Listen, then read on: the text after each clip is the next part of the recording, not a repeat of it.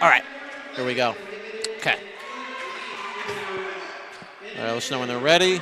Yep. All right.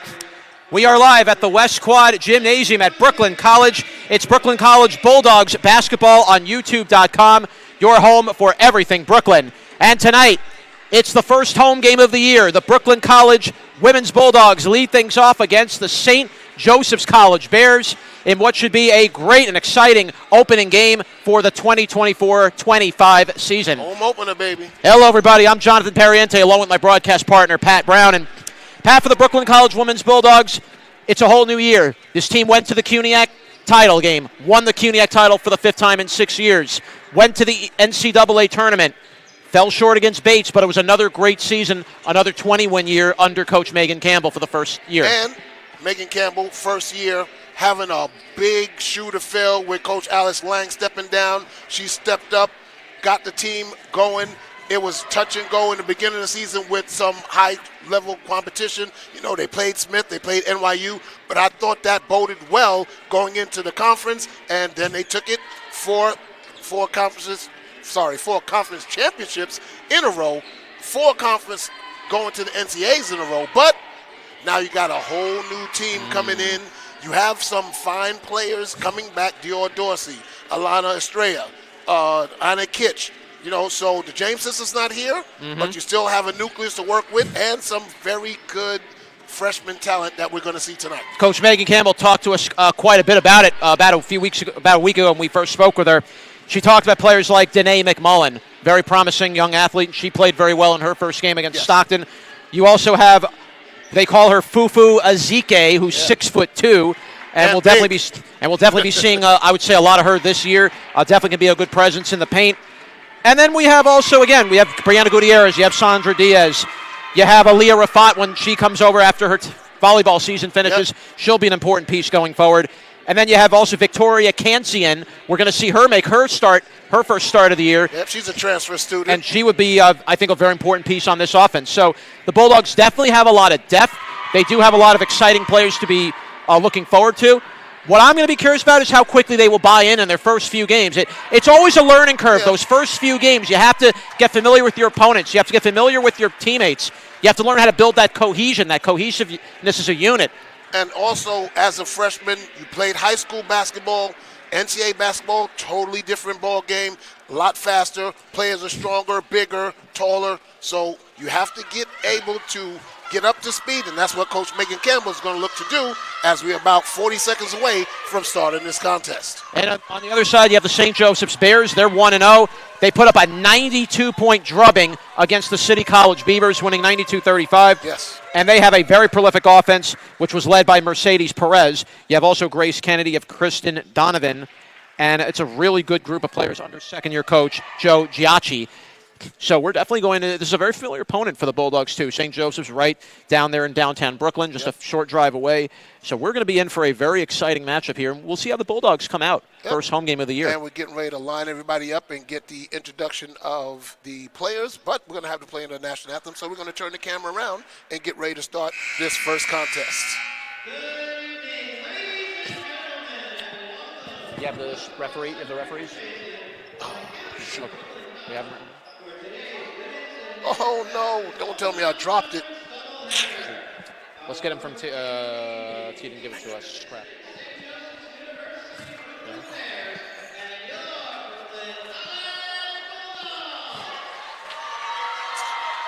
All right. Oh, I should have wrote it down. Hold on. Did T wrote him down originally? He gave me the paper. Oh.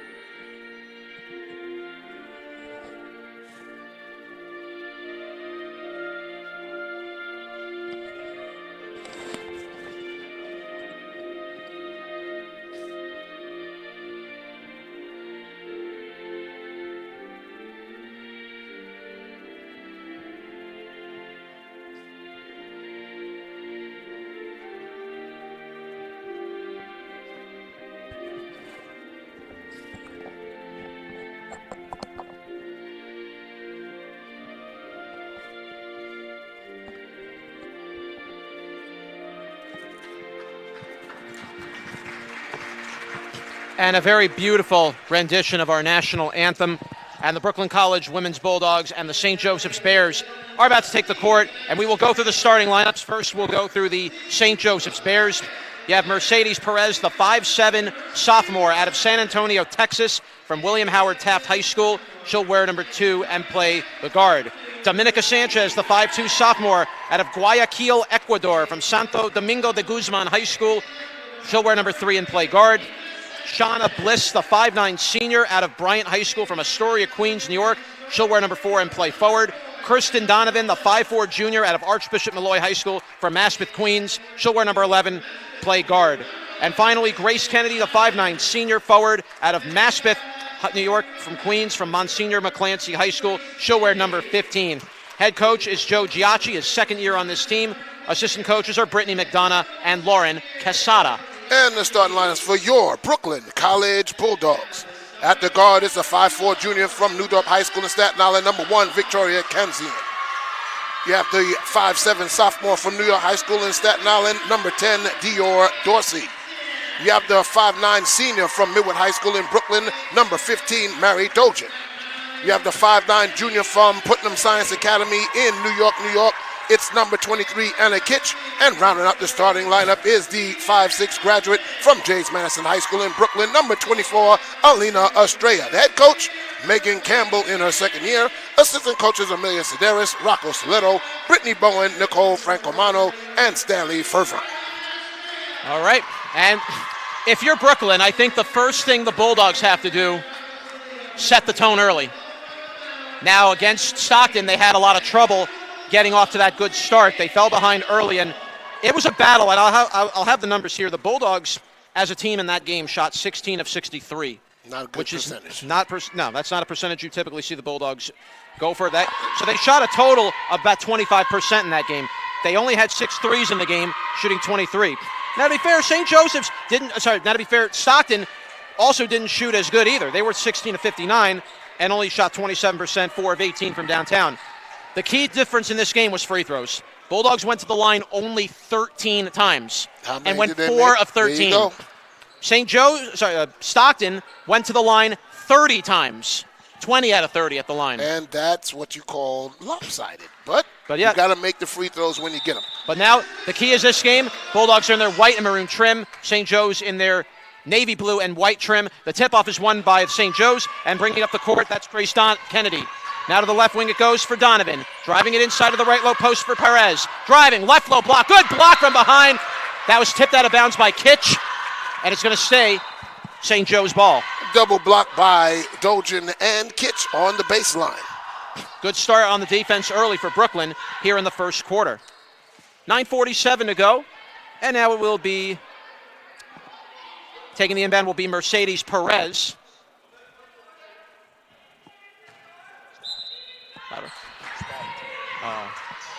And now taking the inbound, top of the key. Here's a long 3. It's off the rim, no good from Kristen Donovan. Ball deflects out of bounds. It will stay St. Joe's ball. 13 seconds left on the shot clock. So Brooklyn right now, good defensive rotation so far, not giving St. Joe's much room. And they're doing a good job boxing out the interior of the basket, not allowing St. Joe's to attack in the paint. Kicking it inside, there is Donovan. Now top of the key for Dominica Sanchez. Fires a jumper off the rim, no good. Rebound taken by Dior Dorsey. And Dorsey will flip it over to Alina Estrella. Estrella crossing half court. Right wing it goes for Kanzian. Top of the key, Estrella to Dolgan. Now left wing for Dorsey. Dorsey drives inside on Sanchez. Drives, lays it up, and a score! Dior Dorsey putting it home from the left wing. Dior Dorsey showing the flash in the pan. There she is. And a steal by Dorsey. Dorsey all alone and a score! Oh, had the layup and just missed. I was getting ready for that to go down, but 2-0 Bulldogs, and driving it up is Perez. Far left wing, here's a 3. Off the rim, no good. And the ball's taken by Kitch. And we'll give it up to Estrella now. Estrella slowly crossing half court. Right wing, slips it inside the Dolgan, lays it up. Can't finish. And again, good defense, but taken back by Perez. Swings it inside and stolen by Kanzian. Kanzian hands it off to Estrella. Estrella gets around the defense of Donovan. Now drives inside. We got a whistle foul. That's going to be on Donovan. That's our first? No, that's looks like on Sanchez, number 3. Dominica Sanchez. Yep. First team foul of the game, so very quick action, Pat, in an early minute and 27 of this first quarter. But that's what Megan Campbell said she wanted to do. She wanted to get up and down the court and get them motivated. And play with a fast pace as well. Top of the key, Estrella. Top of the key now for Kitch. Left wing for Dorsey. Dorsey flips it into Estrella, left wing. Now top of the key, Dolgen. Right wing for Kitch. Kitch drove in, almost lost it, but kept it alive. Kitch swings it to the far right corner for Dorsey. Top of the key now for Kitch. Left wing for Cancian. Cancian with 4 seconds. Drives it in. Shot off the rim, no good. Rebound. The ball did hit the rim, so shot clock reset. Now Dolgen, a long three. And bang! Mary Dolgen from downtown. And the Bulldogs take an early 5-0 lead. Under 8 minutes to go. Driving it inside Dominica Sanchez. Layup no good. Dorsey rebounds. Gives it off to Estrella. Estrella crossing half court. And now Estrella slows things down. Estrella, top of the key for Kitch. Fires for three. Off the rim, no good. Rebounded. Taken away by Perez. And now Perez brings it back up to the far left sideline. Perez left wing watched by Cancian. Perez slows things down. Perez top of the key. And now Perez motions around. Hands it back for Dominica Sanchez. Top of the key now for Kennedy. Kennedy to the right wing, Perez. Now to the right wing for Bliss. Bliss top of the key for Kennedy. Here's a long three. Off the rim, no good. Rebounded Cancian and hands it back to Estrella. Far left wing she goes. Cancian. Estrella in transition. Lays it up, no good. Dolgen the rebound. Tries to put it back in and Perez snatches the rebound. Good quick pace by the Bulldogs. Going for the quick shot. Top of the key, Perez. Perez fires for three. Off the rim, no good. Rebounded by Kitch. Hands it off to Estrella. 7 minutes to go. 5-0 Bulldogs. Left wing, it goes to Dorsey. Dorsey almost had it stripped by Kennedy. Kicks it out Dolgen for three. And scores! Mary Dolgen, another three, and the Bulldogs take an 8-0 lead. Quickly going, and another steal. Oh, almost. And Belling down, and the ball's out of bounds. And Brooklyn all over things in the first 2.5 minutes. But Brooklyn's got to make those easy layups. They're rushing it a little too much. Take your time, put the ball in the basket. It's sometimes those heat of the moments. You know, you're right there, you're lining up for that shot. You want it to go down. Here's a three for Kitch, and bang! And a Kitch from downtown. Timeout St. Joe's. So already the Bulldogs lighting up the scoreboard in the first 3.5 minutes. And Jonathan, you said it precisely. You said in the beginning, Brooklyn College wants to dominate. They want to assert themselves, and that's exactly what they did. Even though they missed 3 layups, they're still getting after it. They're still attacking the basket, and they're collapsing the defense, kicking the ball back out to the open three-point shooter. And Dolgens has 2, Kitch has 1, and that's why we have an 11-0 lead. And you like how the Bulldogs are doing such a good job with spacing. You're not seeing, now have the Bulldogs definitely had a couple open looks? Yes. But the Bulldogs right now are the ones dictating the pace. They're the ones that have St. Joe's on their heels right now, and the Bulldogs are making that extra effort going after that loose ball and making that big turnover, and that's what you like to see. And this is what we didn't see from the first game. So Bulldogs have definitely come out with an edge here tonight. And that's exactly what you want to see. Now, back to the action we go. Thank you. All right, it's going to be Dominica Sanchez bringing it up and handing it off now for Mercedes Perez. Right wing Perez hands it off to the top for Dominica Sanchez. Top of the key goes Grace Kennedy, fires for three, and a score. And there's the first points for St. Joe's, a 3 for Grace Kennedy. And the Bulldogs' lead is now 11-3. Going with a double penetration defense. But driving there is Cancian. Cancian, jump shot, no good. Dorsey, the rebound, can't put it home. Rebounded by St. Joe's. And whistle, and a foul is called. We'll check the foul. It's on Brooklyn. It will be their first team foul. I think it's going to be on Kitch. It's on Kitch. All right. So first foul on Brooklyn, first team foul on Anna. First team foul, first on Kitch. And St. Joe's will take it with 6:06 to go in the first quarter. Very quick-paced basketball game so far. Kennedy now. Kennedy driving it in. Inside there for Bliss. Top of the key for Sanchez. Sanchez swings it out to the left for Donovan. Far left wing for Perez. Good double team by the Bulldogs, and they threw a turnover. Whistle, foul is called traveling against Brooklyn. It happened very quick there, but a couple of shuffles with the feet. And here comes Fufu. All right. Well, we've talked about her. Coach Campbell's talked highly about the 6'2 Ezike, and she's coming on in. Also coming into the game will be Brianna Gutierrez. And so she'll check in for the first time. Cancian will sit. Driving it inside, taking it will be Mercedes Perez. Here's a long three, air ball, and Dorsey grabs it, hands it off to Estrella. Estrella, left wing. Estrella drives in, now to Gutierrez. Top of the key for Kitch for three. Bang! Another three for Anna Kitch. Bulldogs up 14-3. Anna Kitch and Mary Dolgen both 2 for 2 from deep. Bulldogs knocking down the threes early. Here comes Perez. Swings it to the far left wing. Jump shot, no good from Kristen Donovan. Bulldogs get the rebound. That was Dorsey. Now to Estrella. Right wing, it goes for Gutierrez. Gutierrez, double teamed. Looking for space, kicks it out. Estrella recovers and will take her time. 5:10 to go in the first. It's 14-3 Brooklyn. Estrella shakes around Dominica Sanchez. Swings it to the far left wing for Kitch. Kitch. Estrella went down. Estrella got a little tangled up. And hold on. Estrella's slow to get up. Yes. And this is not a player for the Bulldogs you want to see injured. No, you don't. Not this early. She's not putting any weight on her right leg. And she's being helped off. Oh, that's not good. She already has turned an ankle, possibly. Yep. I don't want to speculate. She did go into the paint, did take some contact. Hopefully she's going to be all right, and I know the trainer Jason's going to take a look at her as they take her to the bench, and she'll be replaced by number 4, Sandra Diaz, the junior 5'4" guard from Community Health Academy in the Bronx. We hope to have an update on Estrella at some point, maybe during halftime. We'll get an answer on that soon. But right now, back to the action, and taking the ball now is Sandra Diaz. Diaz, top of the key now for Kitch. Far right wing for Gutierrez. Whistle. Shot clock violation. Shot is off. No good. And the Bulldogs, too many passes there and turned it over, and it's going to be St. Joe's ball. Brooklyn getting ready to go into the press right now. Well, you like the Bulldogs are implementing the press early.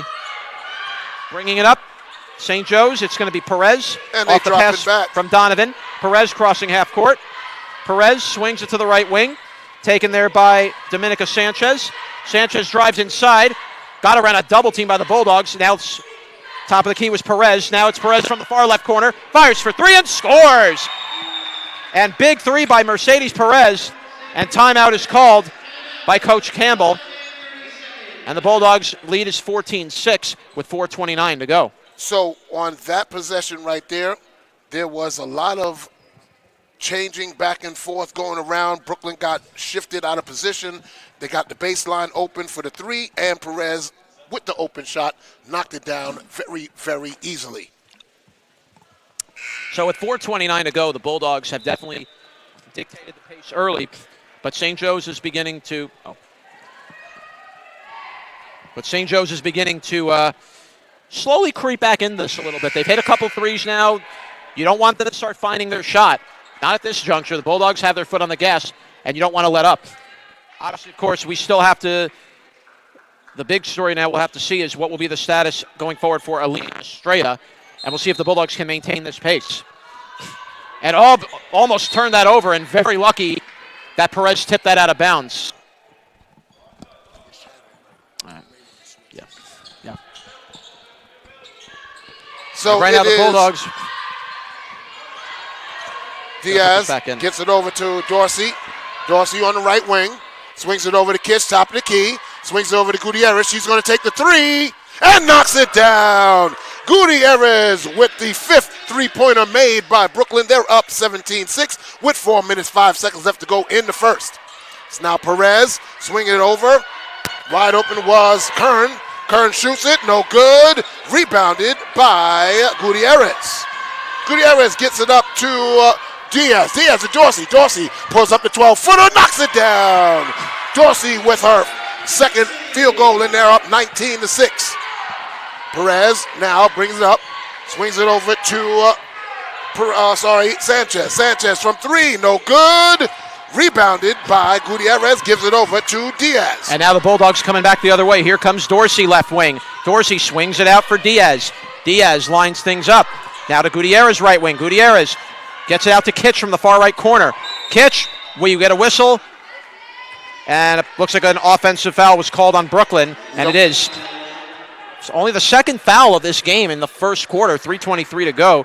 Bulldogs trailing 18-6. And coming in for the first time is a 5'10 freshman from Mary Bertram. It is number 2, Danae McMullen. And this is not a good sign as you see Estrella's walking off and heading to the locker room. Yeah, but she's walking on her own power and just a little limp. But we'll still have to find out what will be the status going forward. But let's get back to the action. Here's a 3 attempt off the rim, no good. That was from Grace Kennedy. And the Bulldogs will get the rebound. And it's Diaz swinging it to the far left wing for Dior Dorsey. Dorsey swings it out to Diaz. Now to the right wing for Gutierrez. Gutierrez drives inside the low post. Kicks out to the far left for Diaz. Diaz fires a long 3. Off the rim, no good. Rebounded and taken back by Danae McMullen. Here's a jumper for McMullen. Off the rim, no good. Rebounded by Mercedes Perez.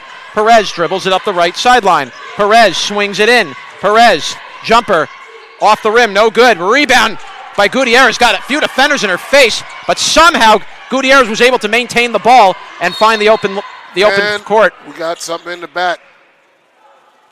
We're going to check. The foul is called. Is it on St. Joe's? Looks like it's on Brooke. Or are they calling it on Diaz? What are they calling? They're motioning number 3. It's on McMullen. Oh, wow. We didn't see what happened. We were following the ball. Something happened from behind. So Fufu comes out and Kanzian comes in for Brooklyn. They're going to make the sub right now, and Kanzian will take the ball. 2:29 left to go in the first. Bulldogs leading 18-6. And here is the pass up and stolen. Telegraphed it to Perez. Drives in, no good. Rebound on the layup is good and put home by Dominica Sanchez. And that was just not a good pass by the Bulldogs off that inbound. You have to pay attention when that defender's coming behind. Dolgan hands it off to Kanzian. Kanzian over to McMullen. McMullen drives. Oh! And McMullen got tripped. The blocking foul is called on Grace Kennedy. That will be the second team foul. That'll be the third foul against St. Joe's with 2:08 to go. Second foul. Okay, second foul it is. And that was very third. dangerous. It's a third foul. Third? Okay, yep, third I team missed foul. one. 2:08 to go. And it's Dorsey who will take the inbound. Of course, 5 fouls will be free throws here in each quarter here for women's basketball. Thrown away. And that ball is thrown away, and here comes Perez. Here comes Sanchez driving in, but rushed the shot, and Diaz got it back and gives it off to Dorsey, crossing half court. Dorsey swings it out to Sandra Diaz. Top of the key, it got deflected out of bounds. Last touched by the Bears. It's Bulldogs ball. There's pace and there's speed. Right now, Brooklyn College has the speed, but now they have to get to pace. They're just kind of rushing it a little bit. Just a little bit. Yep. And Diaz will come out, and now into the game for Brooklyn comes Audrey Waldvogel. She comes into the game for the first game. Waldvogel is a 5'4" freshman from Queens Metro High School from Glendale, Queens, New York. Top of the key. This is Waldvogel, and lost it. Turned it over.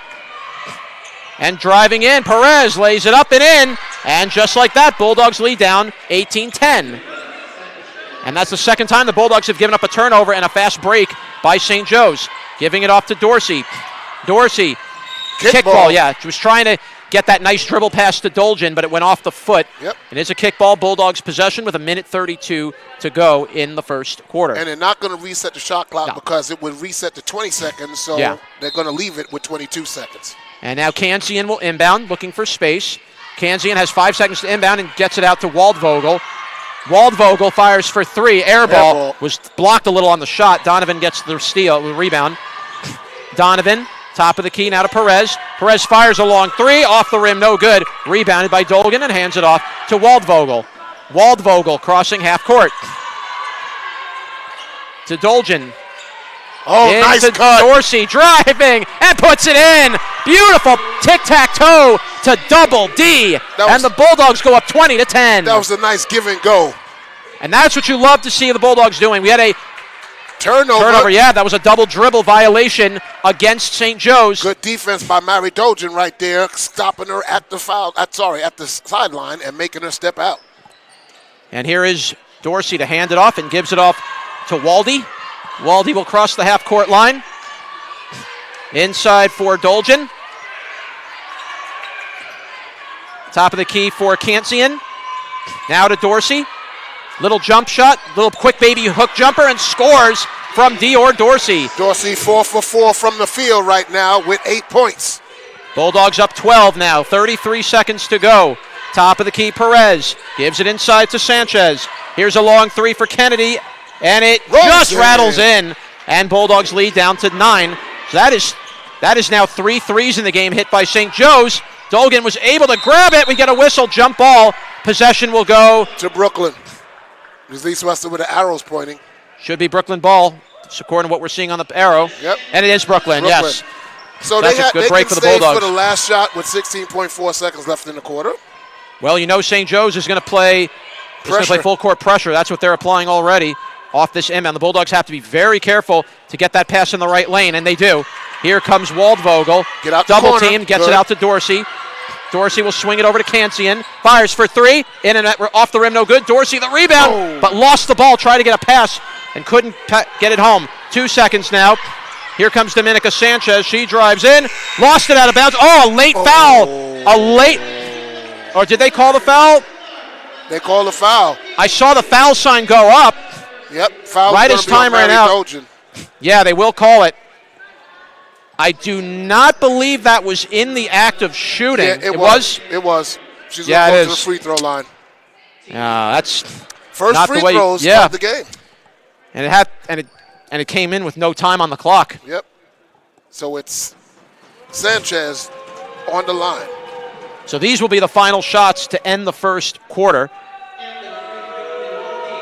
But right now, St. Joe's could cut this to a 7-point deficit here, and not what the Bulldogs, I'm sure, wanted to have happen. But it's 2 free throws for Dominica Sanchez. That was the Bulldogs' 3rd team foul. And the first they're going to put 3/10 on the clock. So there was still a little clock left. That free throw's no good. Second free throw coming. Now, unless you get a miss here, maybe the Bulldogs can do a quick catch and shoot. Second free throw is good. Got the friendly roll. And the Bulldogs will just turn it in, and that will do it for the first quarter. So the Bulldogs lead 22-14 going into the second quarter. And overall, pretty solid quarter for the Bulldogs. Like the way they came out, like the pace they dictated. But St. Joe's did peck away slowly after the Bulldogs went up 11-0. And here's the thing that you want to say for Coach Campbell. Slow down. Don't not attack, but get under control. You're going too fast. You're not allowing your body to do what you need to do. Yeah, we hope. So right now it's 22-14. Bulldogs are leading by 8. Of course, the big worry, the big concern we have, and we'll hope to get another update, is Alina Estrella. Earlier in the first quarter, she appeared to have twisted an ankle or got tangled up. Happened to the lower leg, and she had to get helped off the court. She did walk off to the locker room on her own power, but still have to be very wary of what type of injury it might be. We'll get some word on it. Maybe come halftime we'll get an answer on the status of Estrella. So we're just about ready to get the stats coming up, but let's say welcome to the Brooklyn College Cheerleaders. Yes. Who on January 16th will be going to the UCA tournament in Orlando, Florida, to participate in their first tournament.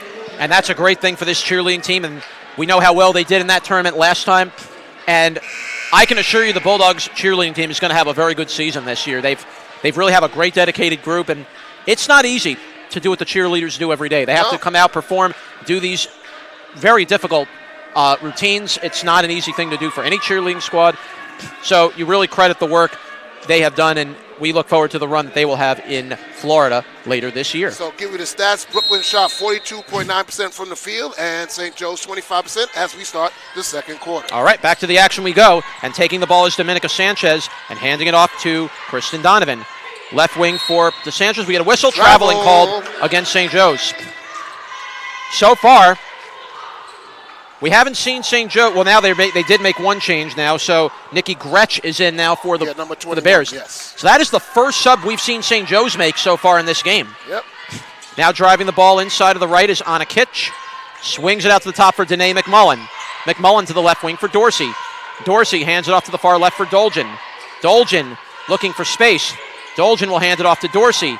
Dorsey tries to swing it inside. Dorsey, little jumper off the rim, no good, but St. Joe's was last to touch it, and they knocked it out of bounds with 9:29 to go. Bulldogs have 9 to shoot. You can see the athleticism of Dior Dorsey, putting it on the floor, getting her defender out of position.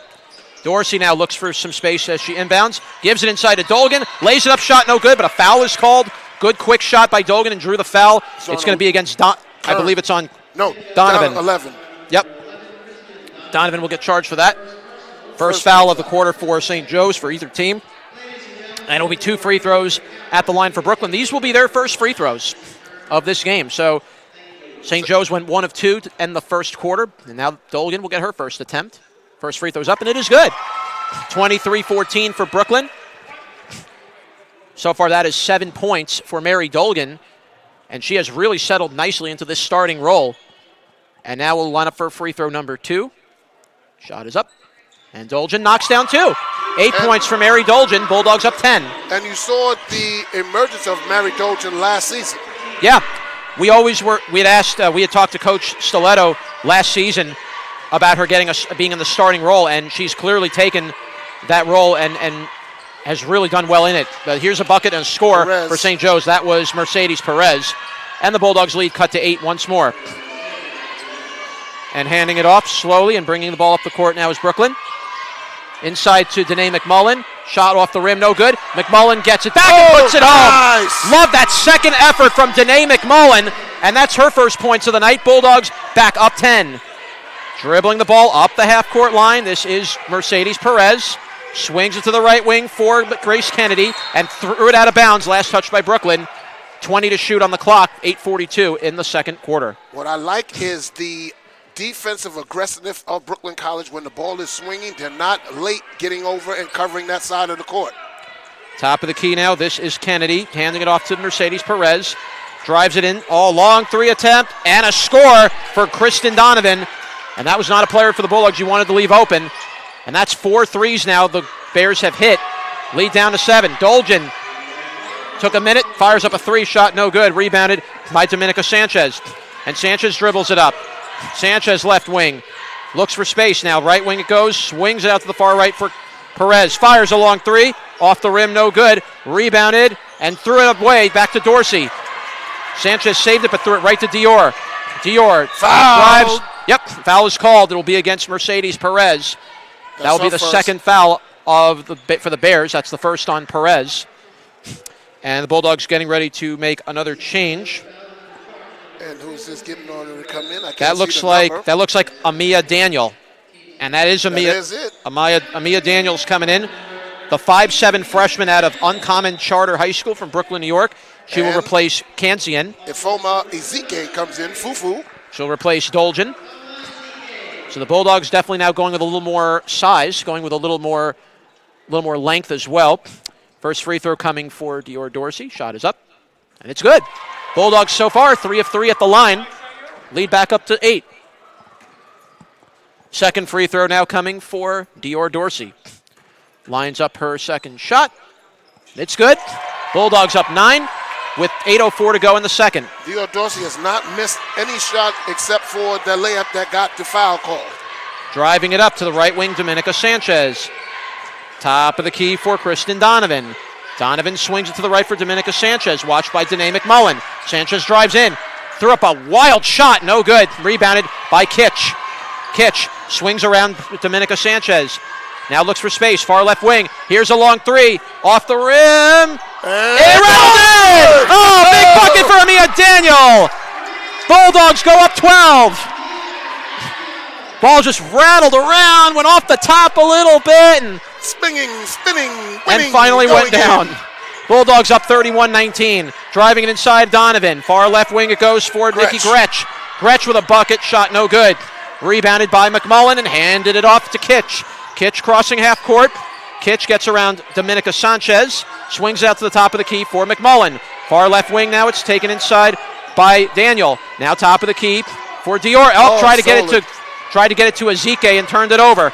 Swings it to the left wing for Donovan. Donovan drives in, shot foul. No good. Foul is called. It will be against Danae McMullen. That's her second. That's foul number 2 on her and the first team foul for Brooklyn in the second quarter. 6:55 left to go in the first half. Brooklyn extending their lead to 31-19. Dolgan's going to come back in. She'll replace McMullen. Sub coming in for St. Joe's. Out will come Kennedy. And coming back in is Shauna Bliss. So, third free throw put up. First free throw is good for Donovan. Second free throw coming for Kristen Donovan. It's 31-19. Should be 31-20. Second free throw is good. So 2 free throws in a row. Score is not updated. Should be 31-21. We'll find out in a minute. Kitch brings it up. Kitch will dribble it out to Dorsey. Dorsey thought about a three, didn't take it. Swings it to the far left wing for Daniel. Now long three attempt from the corner. Dolgan, air ball. Air ball, that one. Her first miss from 3. 6:40 to go in the second. 31-20 Bulldogs. Left wing, whoa, dribbled at the feet and almost lost it by Perez, but hands it off inside for Bliss. Bliss, good double team by the Bulldogs. Back to Perez. Swings it and stolen by Ezike. And she'll hand it off now to Kitch. Kitch swings it. Lined up Daniel. Oh, she stayed in bounds and almost made an amazing play, but it was turned over, and back it goes to St. Joe's. It is 31-21. Here's a long three. Off the rim and in for Mercedes Perez. And just like that, Bulldogs lead down to 7. Perez pulled a Stefan Curry type three there, yeah. Kitch swings it out to Ezike. Now to the left wing for Daniel. Top of the key, taken by Dorsey. Right wing it goes inside. Bad pass by Kitch. And now the turnovers are beginning to mount for Brooklyn. Sub coming in for Brooklyn. It's going to be Gutierrez replacing Dorsey. 7-point lead for Brooklyn. 5:49 to go in the first half. And St. Joe's is knocking on the door. Crossing the half-court line. And bringing it up slowly is Sanchez. Now swings it out to Perez. Lost! Stolen by Gutierrez. Gutierrez may have a breakaway. Gutierrez lays it up and in! Brianna Gutierrez drives it home. Bulldogs back up 9. 5.5 to go in the second. Crossing. Defense to transition offense. Mercedes Perez swings it out to Sanchez. Top of the key for Bliss. Bliss swings it out to the left wing for Sanchez. Sanchez out to Perez. Right wing for Donovan. Donovan backs it up. Watched by Dolgen. Swings it far outside to the left for Sanchez. 9 to shoot for St. Joe's. Here's a long three. An air ball taken by Dolgen. Dolgen hands it off for Kitch. Kitch swings it. Gutierrez did not break for that ball back, and it went over her head. I don't think she would have got to it even if she did break. That was way over the head.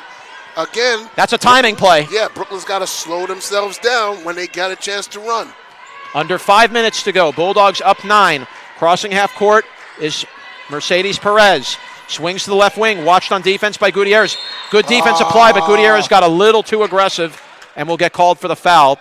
Her first, team second. Only going to be the second foul on Brooklyn. So at this juncture, the fouls have not been crazy. Refs are letting them play so far in the first couple minutes. Yeah, but that was an unfortunate foul there by Gutierrez, just being a little too aggressive. Yeah. Inbound for Gretsch, and out of the top of the key, it's taken by Perez. Right wing for Donovan. Inside, Gretsch. And Gretsch now takes it in. Gretsch fires at the far right corner for Bliss. Bliss swings it out. Oh, the ball was dribbled at the foot. We get a loose ball. Brooklyn has it, and they come away with it, and it's whoa. Traveled. Yeah. And that's unfortunate, too, because the ball was like a hot potato in their hand, and Gutierrez fell down. I mean, there wasn't anything Gutierrez could do. No, she tried to keep her balance, but unfortunately she fell down, and when you roll like that, they're going to call traveling. I always find that really strange to have a call like that. Your player's falling down, and they still call it a travel. Yeah, because if you roll, that's the equivalent of taking steps. So Kensian came back in for Gutierrez. Gutierrez will sub, and now back in is Perez. Perez, top of the key, swings to the left wing for Donovan. Inside for Bliss. Bliss, good teaming up by Dolgen, good double team. Here's a long three for Perez, and a score. Another three for Mercedes Perez. And here come the Bears, down just 6 now with 4:10 to go. Perez has 13 points in this first half. Well, she came off that 26-point performance in her last game, and we're starting to find out why she's so dangerous. Dolgen swings it inside. Ezike just could not hold on to the ball. And it's turned over and goes back to St. Joseph's. Dribbling up is Perez. Far left wing for Donovan. Perez fires another three. Off the rim, no good. Rebounded by Daniel. Handing it off for Kitch. 3:40 to go. Top right wing for Ezike now. Top of the key. Swings it to the left wing. And it's taken in by Kansian. Now to Dolgen. Dolgen back out up top for Kitch. Right wing for Daniel. Daniel swings it out to the left wing for Dolgen. Firing for three. That was an off the rim. It just got under that shot. And it's back to St. Joe's. 3:18 to go. Swinging it to the far left wing. Taking it was Donovan. Now for Bliss. Bliss looking for space. Left wing for Donovan. Donovan inside. Now it goes into the left wing for Gretsch. Gretsch driving and get a whistle. Foul is called. It's going to be on Daniel. Yeah, that was a bump going down the sideline. Again, it was not in the act of shooting, but it's another foul on Brooklyn. That puts them now at 3-team fouls. Subs coming in. Sandra Diaz will come back in. Also coming in for the first time for Brooklyn is Noah Khalifa. Yep. Making her first appearance, the 6'1 freshman center out of New Utrecht High School. Here's a long three and a score put home, and that's Donovan, and the Bulldogs lead down to 4. Yep, and timeout called by Brooklyn College. Coach Campbell. 3 minutes to go, and just like that, St. Joe's with their quick three-point shooting has cut the Bulldogs' lead to 4. Bulldogs led by as much as 12. At one point, it was 31-19, let's not forget. So St. Joe's has gone on a 10-2 run since. And, again, it's about... Oh, it's 33-30, so actually make that 11-2 run since. So it's over-processing and over-compensating.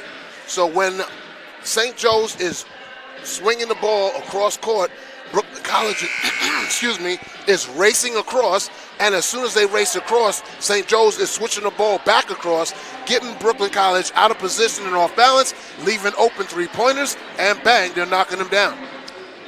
33-30 now is the score, and the Bulldogs have to find a way to close out this half on a strong note here because St. Joe's now has been dictating pace over the last 5 minutes of this second quarter. Now the Bulldogs will inbound. Gutierrez is back in. Yep, and it's going to be Gutierrez to Diaz, and Diaz will bring it up past half court. Diaz swings it inside to Dolgen. Dolgen looking. Dolgen hands it off to Daniel, lays it up, count it, and a foul. Great finish by Amia Daniel. And that's going to be a foul on St. Joe's. That will be their 3rd-team foul. We'll check the foul. Let's see who it's on. I think it might be on Sanchez. It is on Dominica Sanchez. That's foul number 2. So foul number 2 on Sanchez, and a free throw to boot now for Daniel to make it a 3-point play. Free throw's up, and it is no good. First missed free throw for Brooklyn. Lead is back to 5 now. Brooklyn ahead. 2:40 to go. Crossing half court. This is Perez. Perez, jump shot is no good, but a foul is called in the act of shooting. That will be 2 free throws for St. Joe's. That's the Bulldogs' 4th-team foul, so they're 1 away from being in the penalty. That foul is on Sandra Diaz. Nope. Yes, Diaz with a foul. And 2 free throws coming for Perez. First free throw is good. Brooklyn down up 35-31. 2:38 to go here in the second. Second free throw coming up now for Mercedes Perez. Lines up the shot, and it's no good. Dolgen grabs the rebound. Bulldogs will take possession. Crossing the half court is Diaz. Swings it. Whoa, Daniel almost had trouble with the ball, but held on. Here's a 3 for Gutierrez. Shot is off the rim, no good. Rebounded and taken by Donovan. Donovan crossing half court. And now Donovan slows things down. Donovan swings it to the right for Dominica Sanchez. We get a whistle. Foul is called. And that now puts the Bulldogs over the limit. That's their 5th foul. That's on Mary Dolgen. That's her 5th foul. I'm sorry, her second foul on Dolgen. And now Danae McMullen is getting ready to check in for Brooklyn, and she will come in for Dolgen. And now it'll be 2 free throws for the rest of the quarter if Brooklyn commits a foul. And again, slowly but surely, points are being taken off the board by St. Joe's. They've cut this deficit to 4, and they could close it out to within maybe at least 2. Free throw is up, and it's good. Bulldogs lead down to 3, 35-32, with 2:16 to play in the first half. Second free throw coming for Dominica Sanchez. Free throw is up, and it is no good. Rebounded by McMullen. McMullen hands it off to Diaz. Good pressure being applied. Gutierrez brings it up. Yeah, they did call a travel on Brooklyn. Yes, they did. And now with 2:10 to go, St. Joe's with a chance to tie. Again, going too fast. Slow down. If only it were that easy, Pat. I know. If only it were. Shauna Bliss hands it over to Perez. And now to the left wing, it's Bliss. Bliss driving it inside. Bliss swings it over the hand and taken, but kept alive by Sanchez. Sanchez drives, Shot is blocked on the way down. Rebound. Yep. Good and job. That was good play there that was a great play by Khalifa to throw it off the body and out of bounds. And Bulldogs will get possession. Dorsey's back in for Brooklyn. Going to the bench will be Daniel. That was a heads-up play by the freshman. Really was. And some good points there for Daniel. Scored 5 points in a short amount of time. Yep. Here is Diaz. We have a whistle. Not sure what happened. Was St. Joe's trying to make a sub? Yeah, but they had Grace Kennedy getting ready to check in. Yeah, but if the referees did they not allow? Are they allowing the substitution? No. Yeah, they are allowing the sub. And that's a break of momentum. That doesn't make sense.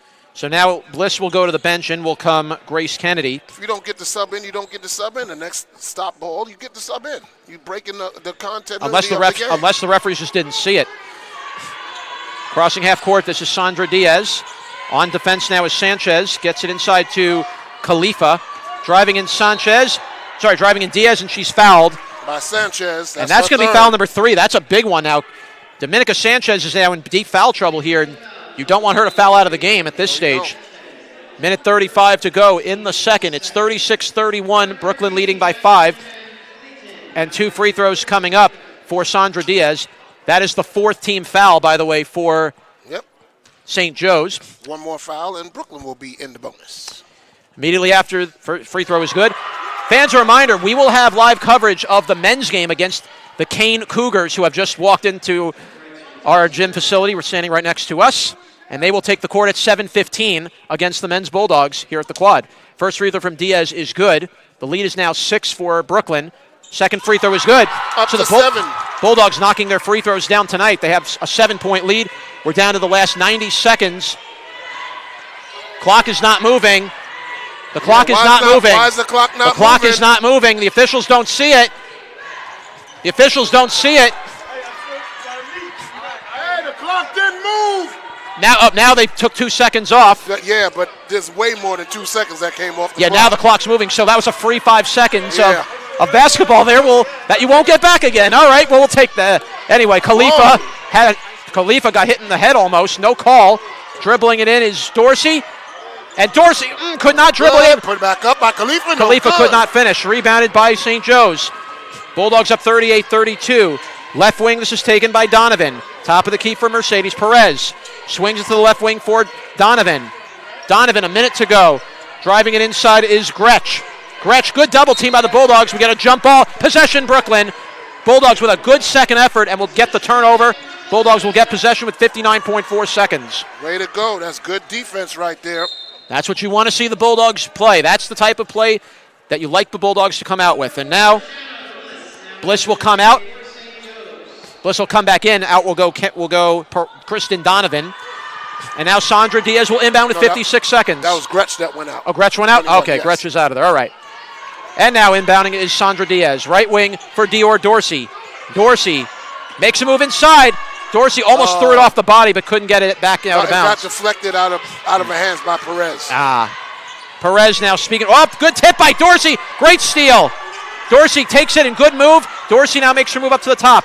Now to Diaz. Diaz fires for 3. In and out, no good.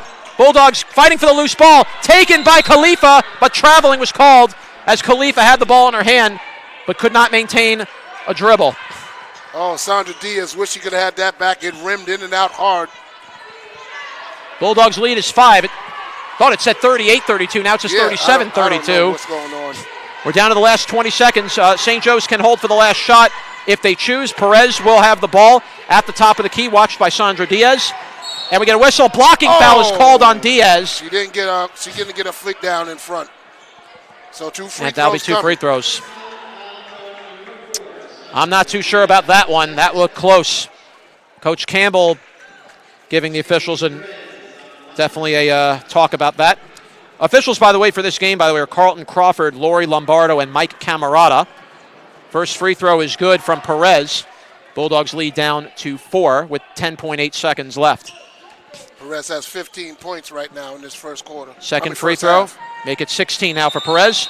And the Bulldogs will make a sub will be coming in for St. Joe's. It's Ania Telford will come into the game. Yep. She'll replace Perez, so she'll rest for the remaining portion of the first half. And now the Bulldogs can hold for the last shot with 9 seconds. Diaz takes her time, 6 seconds. Hands it off to Dorsey, 4 seconds. Dorsey on the drive, and traveled again. Second time, Dorsey, second straight possession. Bulldogs got called for too many steps. 2.5 and 2.5 seconds for St. Joe's to make a move with the ball here. 1 second. Again, clock's not moving. A late clock is off the rim, no good. That will do it as the Bulldogs escape with a 3-point lead. But St. Joe's has been knocking on the door throughout this second quarter, and the Bulldogs will take a 37-34 lead into the halftime locker room. And what I take from that first half is this. Brooklyn College got off to the fast start. Then they got a little ahead of themselves, going a little too fast. And then, unfortunately, the turnover bug got to them. And then Perez took over, started knocking down threes. Yep. Getting the defense out of position, and then countering them and knocking down their open shots. It was really a tale of 2 quarters. That's really what it was. The Bulldogs got off to that strong 22-14 quarter. They were up 31-19 at one point. At one point, yeah.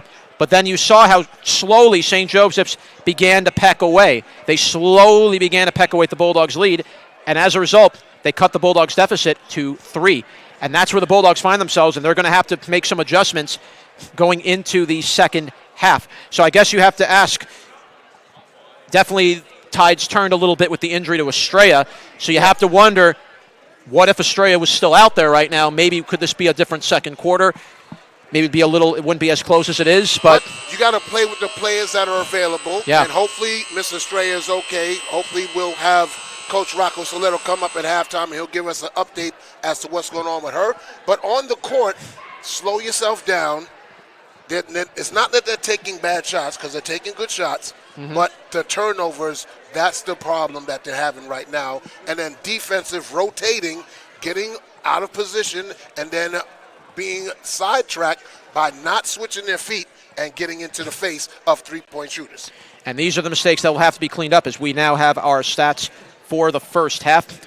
Bulldogs shot 13 of 34 from the field, so pretty solid first start for Brooklyn. That's 38.2% for the first half. Yep. St. Joseph's, and as crazy as this sounds, St. Joseph's only shot 30% total for the first half. It doesn't seem like that, right? But here's the difference in all of that. Turnovers. And that's turnovers and also the three-point ball. St. Joe's has shot 7 of 19 from downtown. Bulldogs are 5 of 14. Free throws have been pretty even. 6 of 8 for the Bulldogs, 7 of 9 for the Bulldogs, 6 of 8 for St. Joe's. 16 turnovers for Brooklyn to 10 turnovers to St. Joseph's. Bulldogs are winning the rebounding battle by basically double, 31-16. Bulldogs have 9 offensive rebounds. But St. Joseph's of Brooklyn, 18 points off of those 16 Yeah. turnovers, and that It's a big is difference. how they cut the deficit down and got it to 3 points. So it's really, if you're the Bulldogs, preventable mistakes that they can clean up in the second half. The question is, how well will they clean it up in the second? So St. Joe's outshot the Bulldogs in scoring 19-16 in the second quarter. Mercedes Perez leading all scorers with 16 points and 8 rebounds. For Brooklyn College, you have Mary Dolgen with 10 and Dior Dorsey with 10. Dorsey has 7 rebounds. Dolgen has 5 rebounds. And that's the top scorers right now. And then you got Anikic with 6. He has 2 of 3 from three-point range, and that's the difference right now. Yeah. Well, the good thing is the Bulldogs are scoring points from all over. It's not just 1 or 2 players. But the key is, can they maintain that pace? Can they maintain this scoring edge going into the second half? Because I can assure you, St. Joe's, if they could put up, regardless who you put it up against, 92 points putting up against anyone is 92 points. Yeah. And with go ahead. With Perez leading the way, that's a scary thing to look at there. That's what I was getting ready to say. You have to get a hand in the face of Perez. Do not give her open looks, because she's already proven that if you give her open looks in the three-point line, she's going to make it, she's going to drain it, and she's going to take all the momentum and put it to the Bears' side. Now, for the Bulldogs, the good news is she is playing with 2 fouls. So there are fouls. So if you get her into foul trouble, that could definitely change the tone of the game and could really change things up here going forward. But we're going to see what happens, and we hope to get a word with Coach Stiletto in a few minutes. But right now, we'll take a little break. We'll take a few minutes. We'll come back, and when we return, Coach Stiletto will join us to give his thoughts on the first half. You're listening to 2024 Brooklyn College Women's Basketball on YouTube.com, your home for everything Brooklyn. Right. Thank you, guys. All right. I might take over after that.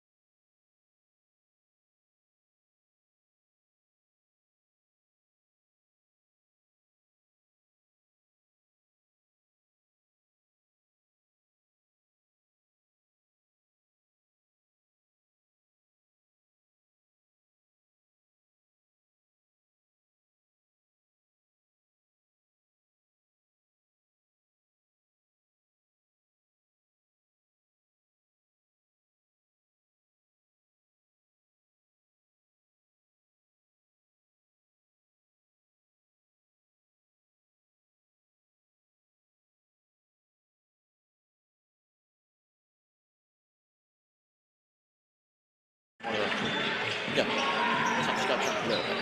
Okay. And I'm here at the West Quad Gymnasium with Bulldogs assistant head coach Rocco Soletto.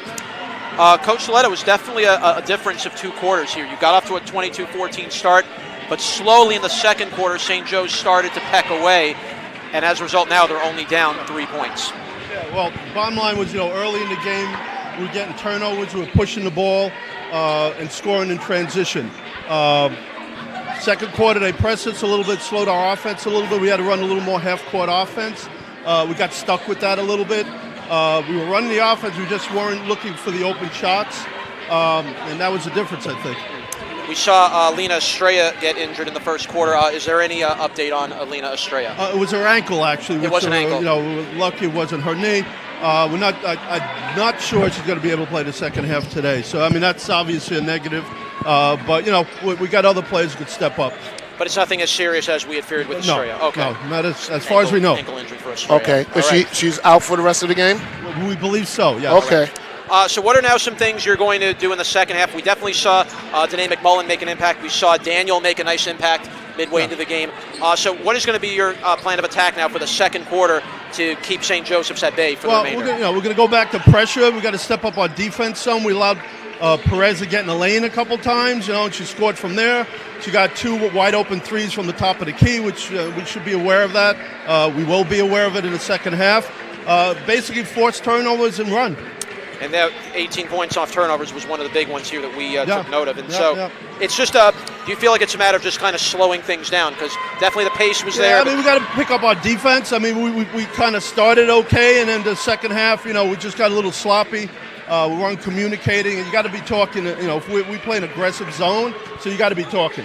Yeah, I saw a couple of times that when they rotated the ball, as you guys were sliding over, they were re-rotating the ball, and you guys weren't. We got stuck. Stuck. We were over-shifting a little bit. The bottom of the zone was over-shifting a little bit, so we got caught with that.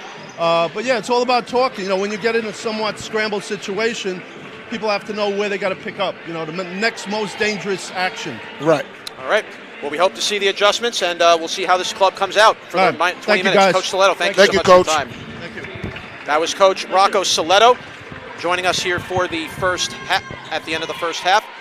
So, Pat, I guess we can definitely agree to how things went down in that first half, and it's very clear the Bulldogs do have to slow things down, and they do have to pick it up a little bit defensively because, they did allow St. Joe's to get a couple too many free lanes, and they've taken points off the board as a result. And give St. Joseph's credit, they took what Brooklyn gave them.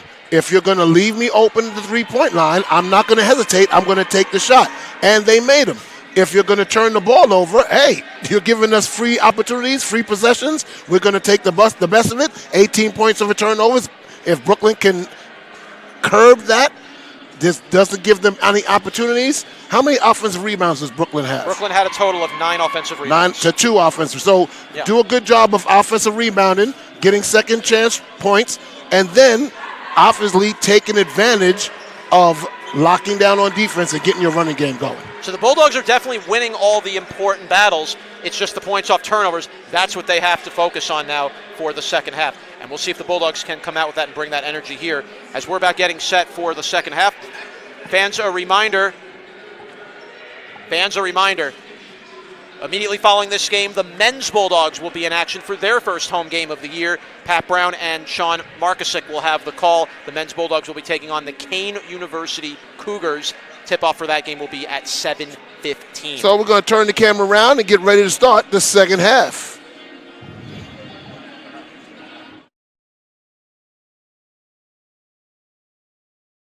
An observer here that is part of us, and I want you tell me, T, exactly what you thought out of this first half. Yeah, it's T Money. I honestly think that first regards, we want to say prayers up for Alina Estrella. Wish her nothing but prayers. Hopefully she gets better and is able to come back on the court. Number 2, I feel like once she got out of the game, the team's dynamic and the team's identity really changed a little bit, making a lot of miscues defensively. It's really all about their defense because defense is what leads to offense. St. Joseph's creating a lot of turnovers, which is giving them easy layups, easy buckets.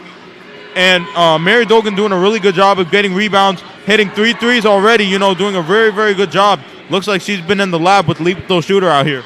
All right, thank you, Team Money. And we're going to get ready to start the second half. All righty.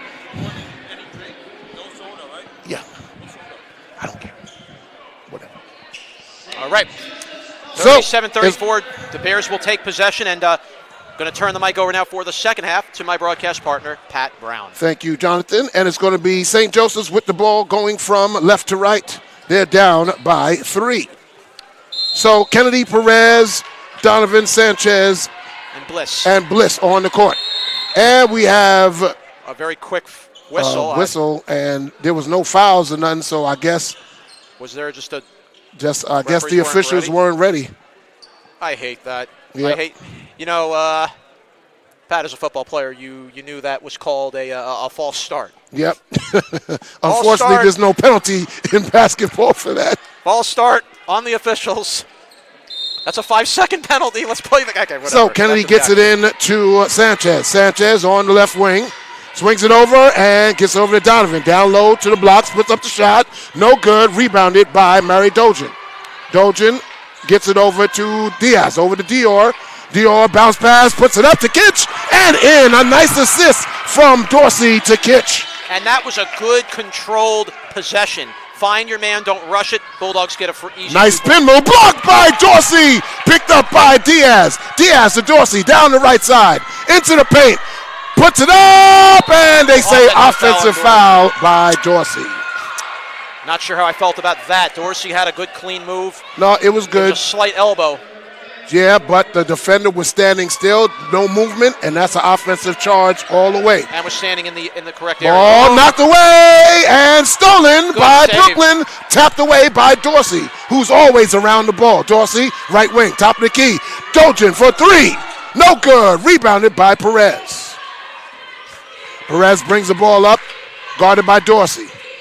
Goes, picks the dribble, double team by Perez. Into the paint, Sanchez puts up the shot, no good. Rebounded by Gutierrez. Had a couple hands in the face there by Grace Kennedy, but no call. So Diaz over to Gutierrez, into Dojan, no good. Too hard off the backboard, rebounded by Perez. Perez on the right side, guarded by Diaz. Top of the key now, puts up the shot, no good. Rebounded by Diaz. Diaz brings the ball up now on the left side, over to Dorsey. Dorsey on the wing, top of the key to Dojan. Into the paint to Kitch. Reverse layup, no good. Rebound by Gutierrez, foul from behind. St. Joe's will get called for the foul. We'll check That's on number 11, I think.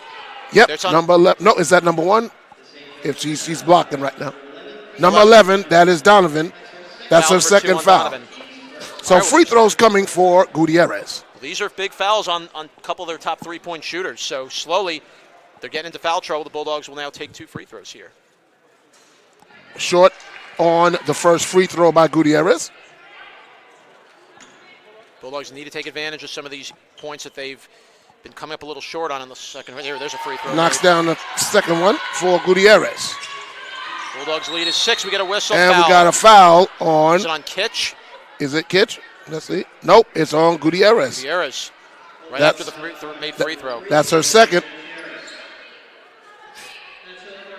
Third foul on Gutierrez. Oh, my gosh. And Bulldogs now have to be very careful here with Gutierrez. So Kennedy to inbound. Brooklyn showing. Knocked away by Dorsey. A good job by Dorsey just trying to make a play on that ball and almost took it away. And they're putting the pressure on St. Joseph to try and get the ball in. So now they drop back into their 2-3 zone. And now Perez will take the inbound for the Bears, handing it off. Gets it into Kennedy. Kennedy back to Perez. Perez brings it to the top of the key. Guarded by Diaz. Into the paint, Sanchez puts it up. No good. Rebounded by Dojan. Dojan over to Diaz. Diaz on the right side to Dorsey in the corner. Swings it over to Gutierrez. Gutierrez down the line, puts it up and in. A good drive to the basket by Gutierrez. Gutierrez comes right back after that early foul and gives Sanchez goes baseline, puts it up, no good. Rebound, nope, it's going to be a jump ball. Possession, Brooklyn. So far, Brooklyn has won all the jump ball battles today. But remember, this is just how Brooklyn started the beginning of the game. They have to keep this pressure and don't lull themselves to sleep. Yes. Also, don't do any self-inflicted turnovers. So Diaz brings the ball up over to Dorsey. Open three. Good! Dorsey said, oh, you're going to leave me? Steal up to Diaz. Put it in. How quickly things change in a span of 10 seconds. 10 seconds. 5 points in 10 seconds by the Bulldogs, and they go up 13, and quickly St. Joe's has to call a very quick timeout. They need to put a pause on the cause because right now the Bulldogs are running the race and not letting them keep pace. And absolutely right, Pat. Just love the energy. And we talked to Stiletto. Bulldogs needed to set the tone to start the third. And boy, in 2.5 minutes, the Bulldogs have come out swinging with a 10-0 run. Most coaches would tell you it's about the first 5 minutes of that opening quarter, and you got to put your foot down and say, hey, you got the best of us in the first half. Now we're going to turn the tables, and now when our foot is on the gas, we're not going to let it up. It's all gas, no brakes. Reminds me of Robert Saleh a little bit, doesn't it? Well, he's fired. Well, and who knows what happens with the Giants. But we're not bringing football to this conversation. Not at all. For those of you who are just joining us, Alina Estrella was injured in the first half, was injured in the midway through the first quarter with a ankle injury. Thankfully, it is not as serious as we had feared. She did walk off to the locker room on her own. Thankfully, it's just an injury to the ankle. But more than likely, will not see Estrella returning to the game tonight. And right now, she is on the bench. Yes, sitting without in sweater, no jersey on. So I don't think you're going to see her play Brooklyn for this game. But Bulldogs back on defense. And now they break the press, gets it under, and out of bounds as the pass was errant, intended for Bliss. It's a miss for Miss Bliss. And Diaz brings the ball up. Dorsey on the wing. Back to Diaz on the top of the key. Gives it over to Kitch on the wing. Gutierrez, top of the key, drives into the paint, puts it up, no good, but she's fouled by number 11. That is Donovan. That's her third, and the team's second. And now you're beginning to see the fouls beginning to tick up for St. Joe's. And slowly, these are their top scorers that are getting into the foul trouble. We have not seen St. Joseph's go very much to their bench in this game. Not much. And they're going to have to really start thinking about it now as we get into the latter stages. Gutierrez knocks down the first free throw. Second free throw coming. And gets the roll for the second. So now Brooklyn up 15, 49-34. The press is on. Throw it to Kennedy.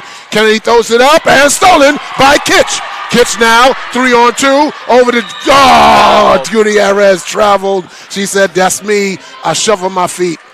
Well, the big thing there, you saw Diaz was breaking to the net, and I'm surprised the Bulldogs didn't just do a quick bounce pass on the run to Diaz, who could have had an easy put-in, but that's a forgotten memory now. Got a trap, and jump ball, but possession saves St. Joseph's.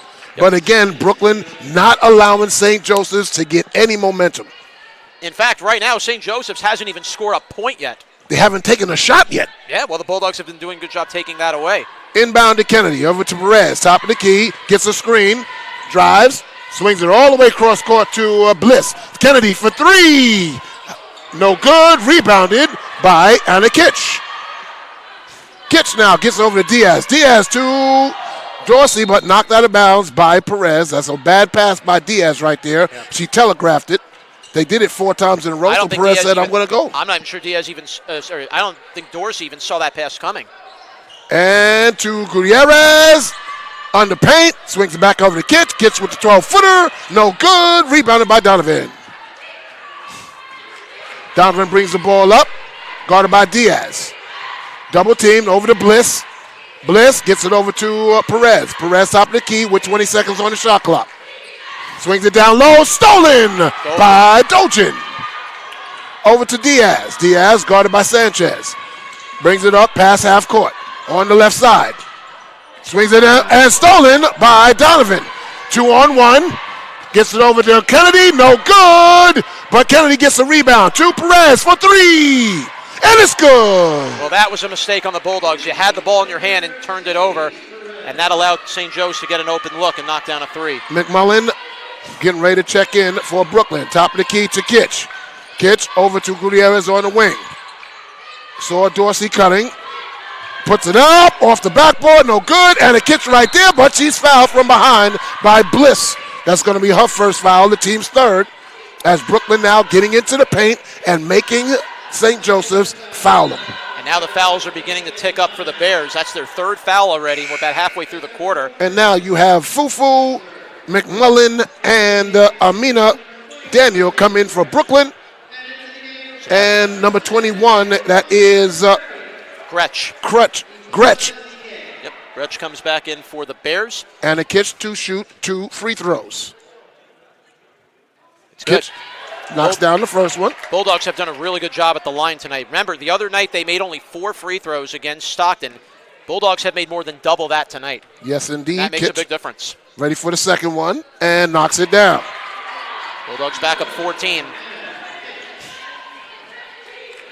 So it's a 14-3 run over to Kitch.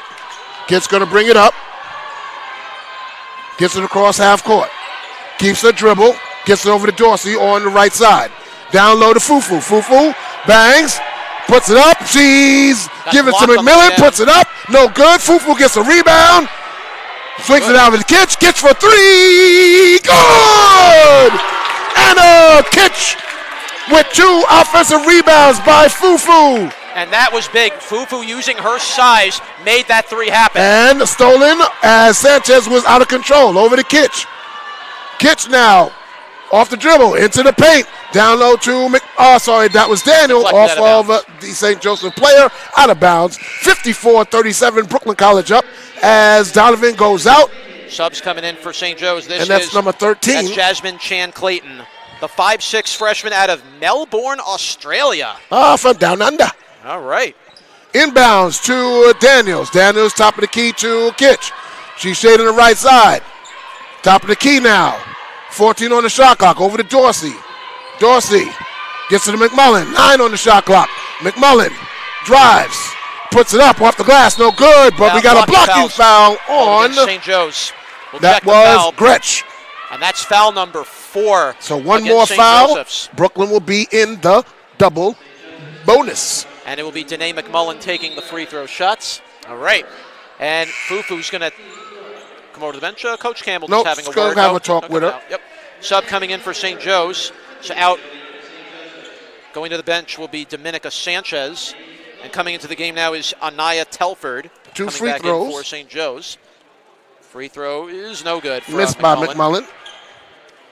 Coach Campbell spoke very highly about Danae McMullen, a very young freshman, but just is a good change of pace type player. Great potential we see. And second free throw coming. No good, but we have a lane violation. So they're going to redo. Yep, one more shot. It's on St. Joe, so they're going to redo the free throw. Yep, so back to the line will go McMullen. We'll just take one more free throw. All right. So take a deep breath, bend your knees, follow through, and knock it down. She doesn't, but rebounded by Perez. Perez brings the ball up on the left side now, guarded by Dorsey, and almost stolen. Kennedy in the paint, deflected, but goes to traveling against St. Joe's. This has just been a great clinic on defense by the Brooklyn College Bulldogs here. They've only given up 3 points in 6 minutes of this third quarter. And that tells you a lot just how well defensive-minded this team is. Timeout has been called, 30-second timeout by St. Joseph's. A good timeout called, and they have to regroup because right now, offensively and defensively, they have nothing positive going. Right now, the Bulldogs with a 17-point lead. This is their largest lead of the night. Fans, you are watching Brooklyn College Bulldogs basketball on YouTube.com. Your home for everything Brooklyn. Jonathan Pariente alongside my broadcast partner, Pat Brown. We thank you so much for taking some of your Wednesday evening here to join us for the first basketball home game of the 2024-25 season. Immediately following this game, the men's Bulldogs will take the court 7:15 against the Kane University Cougars. Pat Brown and Sean Markusic will have live coverage of the men's game. PB and SM in the house for game number 2 as the timeout is over. Brooklyn College up 54-37, 4:05 left to go in the third quarter as Diaz brings it past half court. Brings it now to the left side. Down low to Fufu. Fufu, and stolen as nobody told her the double team was coming. That is over to 13, Clayton. Clayton back to 20, Telford. Into the corner, 3, no good. Rebounded by Diaz. 2-on-1 if they hurry. Diaz over to Dorsey. Dorsey, pull up, shot.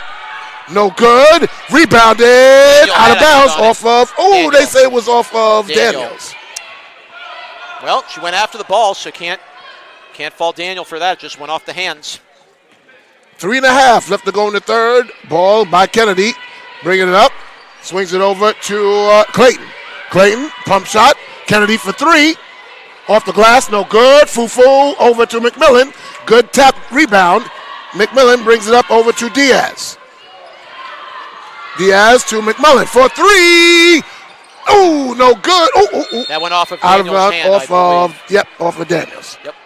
I like her aggression, though. She's going after every loose ball. Definitely, I can definitely say she learned that from... Oh, they called a foul on Daniels. Oh, third foul on the Bulldogs, and Dorsey will now sub out. Gutierrez comes back in.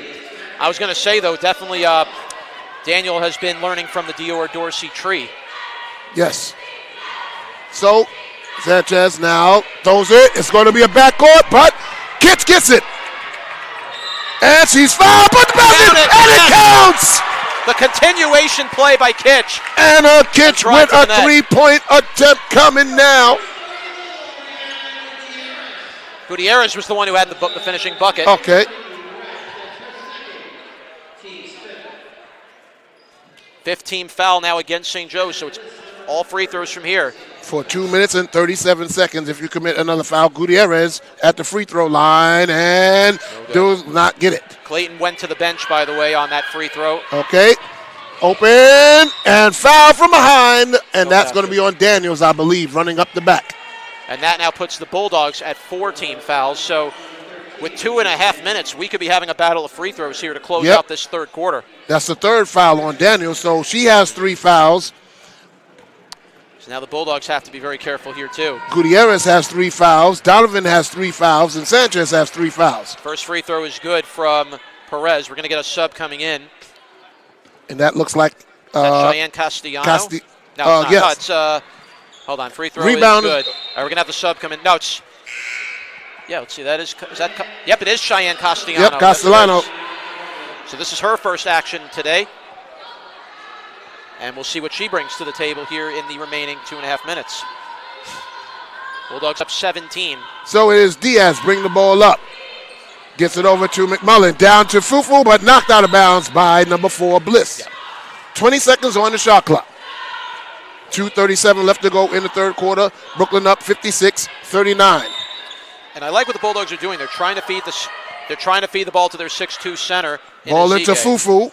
Fufu over to Diaz. Diaz top of the key. Down low to Fufu, but throw it away. Fufu's got to come out and get that because the pass was there. The lane was open. She's got to take a step and get that pass. She's just not – it just seems at times she's not picking up where the ball is coming, and the ball's going to get into your hand. You have to react quickly. Yes.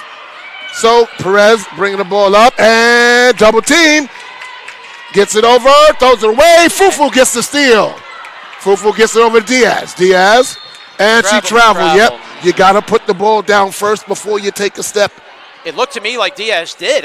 Diaz doesn't seem to believe it. You have to put the ball down before you take the step. If she's in the motion of taking the step and steps down and puts the ball down, they're going to call that traveling. Kitch and Dolgan come back in. Going to the bench will be Diaz and Fufu. 2:17 left to go. Brooklyn up 56-39. Perez, double team quickly over to Kennedy. Kennedy into the corner to Clayton. Shot is up. She's fouled. So she's going to go to the line for 3 free throws. And that's the 15th foul, and that's on McMullen as well. So that's Telford going to the line for 3.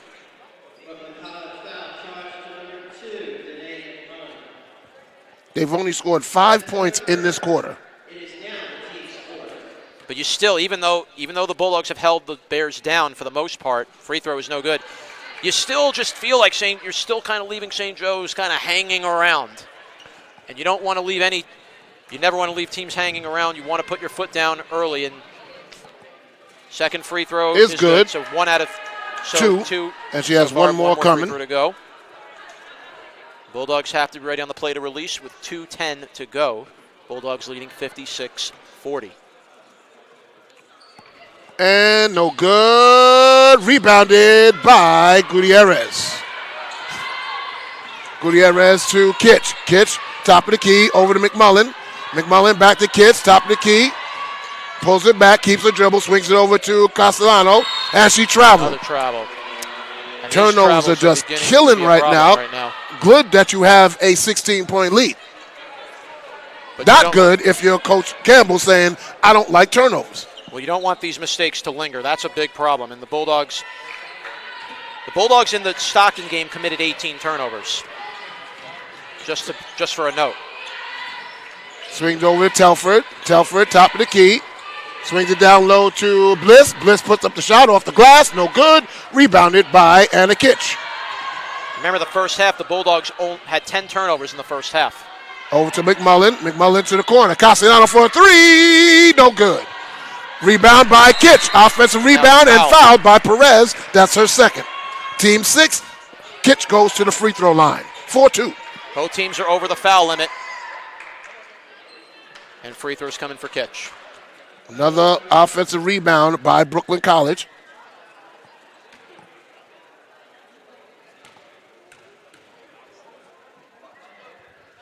Shot is good. Was that foul on Perez? We couldn't tell they didn't identify who the foul was on for St. Joe's. And good. Free throw's good. Bulldogs up 18. Dominica Sanchez is getting ready to check back in. So Perez brings the ball up on the left side. Swings it over to Bliss. Bliss down to Gretsch. Gretsch into the corner to Telford. Telford drives, swings over to Gretsch. Gretsch shoots and knocks it down. Her first basket of the game. That's one of the few good looks in this third quarter, the St. Joe's has had. Castellano, another travel. Got to put the ball down first. And comes Dorsey coming in. Well, also this is a tribute to, Castellanos this is the first minutes Castellanos played today. Yes, so, it is. For one that's not playing on a regular basis, that's where these travels do happen more. Truth. So it's now Sanchez bring the ball up. Double team. Swings it over. Stolen by Kitch. 2-on-1. Over to Dorsey. Pump fake. Puts it up and in. Dior Dorsey with the basket. Just love the quick move. Dorsey always great with that left hand. And we have, they say, fix the shot clock. Shot clock didn't stop. So they're going to inbound it again. 43.1 seconds left to go in the quarter. Brooklyn up 58-42, 16-point lead.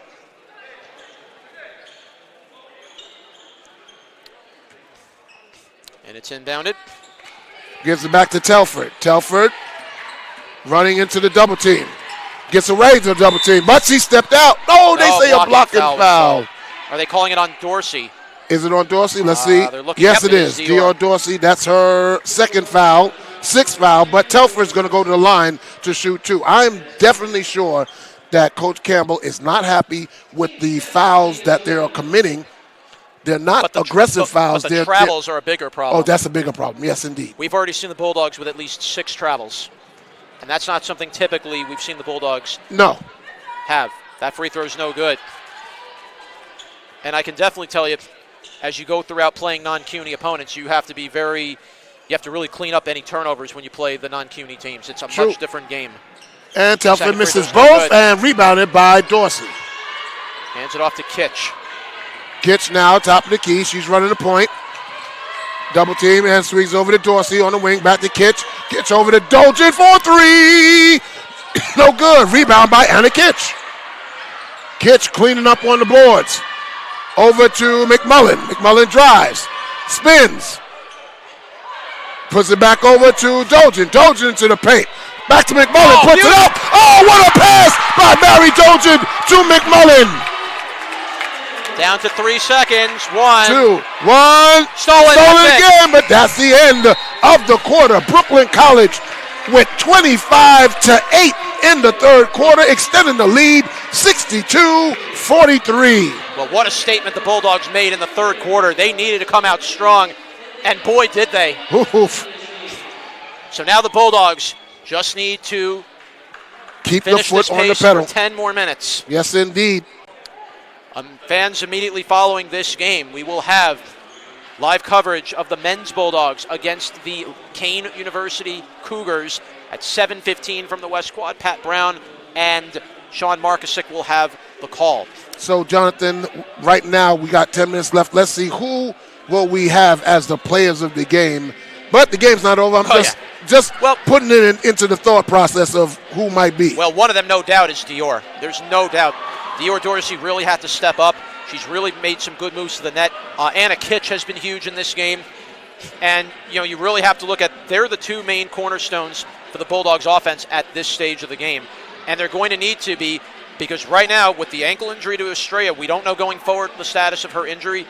So Kitch, Dior, Mary are going to be very important players to depend on. And it's good to see also players like McMullen and players and Daniels really stepping into this role to become extra contributors. We haven't seen much of Castian. We've seen bits. Sorry. Cassian, we've seen Cassian. We've seen little bits. But again, it's the season's young. We're only 2 games in. Yep. And I can assure you're going to see them play a lot more important minutes as we get into later on in the year. I would believe so. And, of course, Coach Campbell is also feeling out lineups, matchups, who works well together, who feeds off each other. So it's definitely going to be a work in progress as they go along. You're learning exactly who everybody is. You're learning these first 2 games, you learn who you are, what you're capable of doing, and what difference you can make on the court per possession. But Bulldogs will take possession now as we begin quarter number 4. And Kitch drives. Gets it over to Dorsey. Dorsey top of the key, brings it back out, keeps the dribble, into the paint. Foul, puts it up, and gets the basket! Oh, Dior Dorsey muscling her way. Foul call is on number 20, Telford. You love the extra energy. You just love the extra fight in Dorsey. That was always a defining quality of her from the first day she came here as a Bulldog. Just her incredible ball handling as well. And always around the basketball. As she misses the free throw, rebounded by Gretsch. So it's going to be Sanchez bringing the ball up on the right side, swings it to the top of the key. Go over to Telford. Telford double team. Into the double team she goes. Throws it back all to Gretsch. Gretsch down low to Bliss. Bliss over to Perez for 3 and good. Perez with her fifth three-pointer.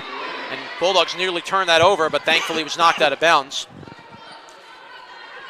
And it will be Brooklyn taking possession back. So it's going to be McMullen who's going to inbound the ball. All right. Bulldogs still up 19 with 9:23 to play. Gutierrez to inbound. St. Joseph's looking to press. Kitch gets it, double team. This is a hounding and taken away by Bliss over to Perez.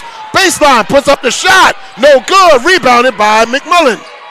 Gets it over to Kitch. I thought maybe a jump ball was going to be called there. Bulldogs and swings it over to Gutierrez. Gutierrez to McMullen. McMullen down to Mary Dolgen. No good. Gets on rebound. Puts it up. No good. McMullen puts it up. No good, but no foul called. There were at least 3. That was 3 attempts there. The Bulldogs just could not put it home.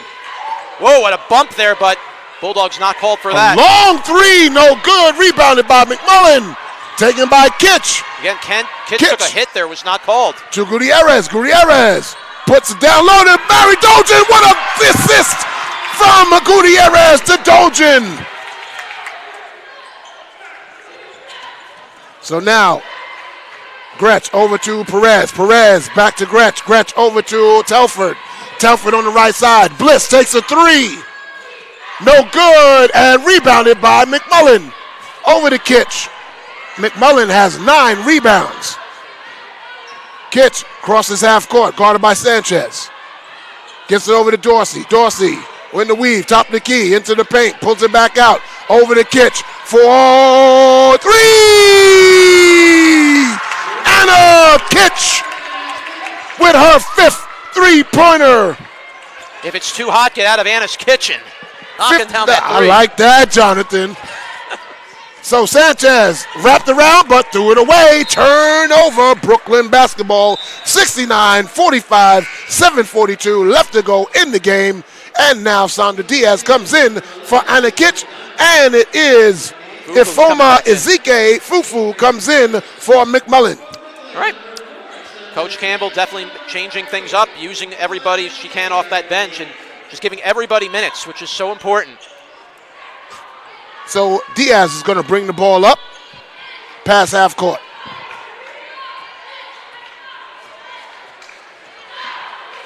Gets it down low to Dolgen. Dolgen on the block, swings around, foul line. Gutierrez traveled.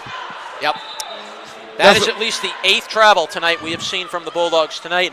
Now, the good news is the Bulldogs have a commanding lead, but still, in closer games, that could be a bigger problem. Yes, and it's about mental continuity. Ooh! Oh, that could have been an offensive foul. But it wasn't called. Swinged over to Donovan, top of the key.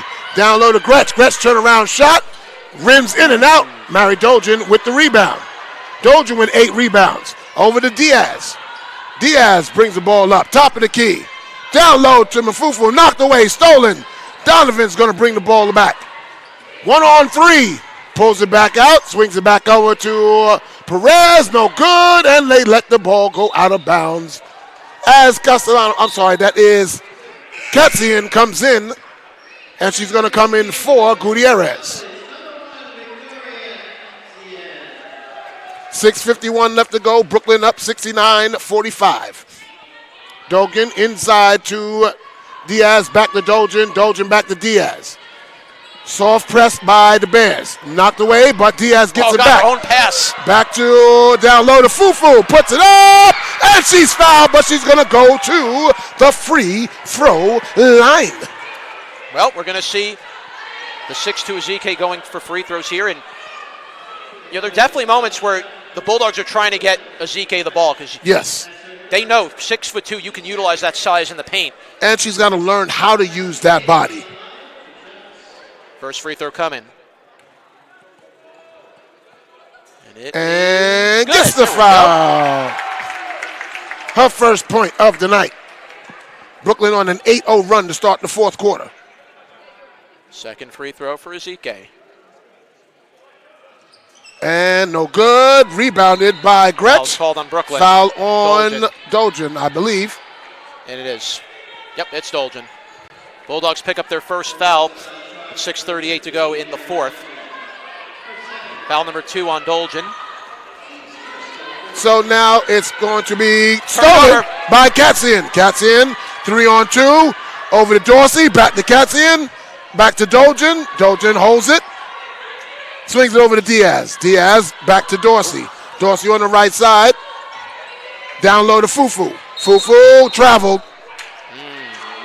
Man, I think Coach Campbell's going to have a non-traveling practice after this game. Learn to put the ball down first. I don't recall a time I've ever seen this many times with too many steps. Gretsch over to stolen by Dolgen. Over to Diaz. Back to Katzian. Back to Dorsey, puts it up and in! Assist by Katzian to Dorsey.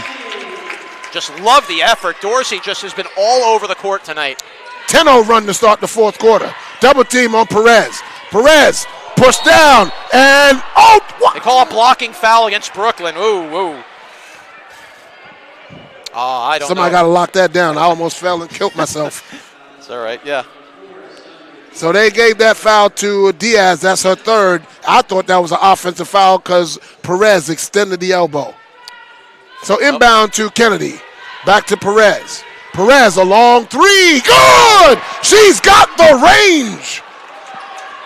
How did Perez knock that down? We've seen so many of those Curry-like rainbow arc threes that she's hit tonight. Dorsey down low to Dojin puts it up and in. Mary Dojin puts it in the basket.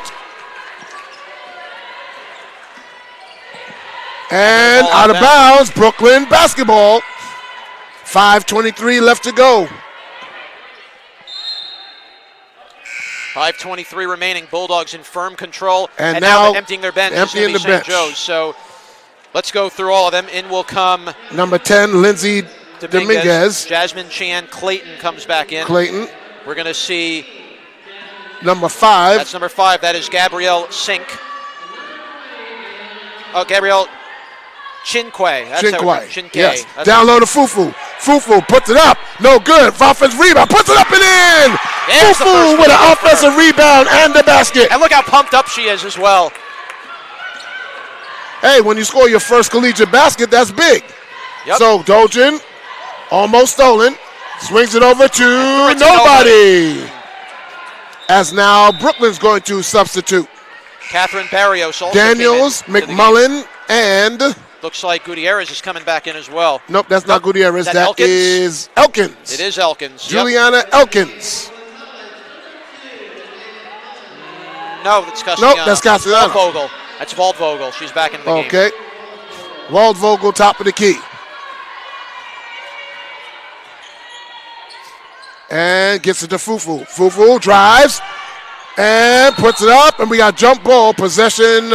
St. Joseph's, a good job by, who was that number? That was number Turned, yeah. 14. Well, That now, was Barrios on the jump ball grab. well, suddenly now after that bucket, now Fufu's playing with an edge a little Yeah. bit. And then stolen another steal. by Waldvogel. Waldvogel. Brings it up on the left side. Pulls it back out. Good, take your time.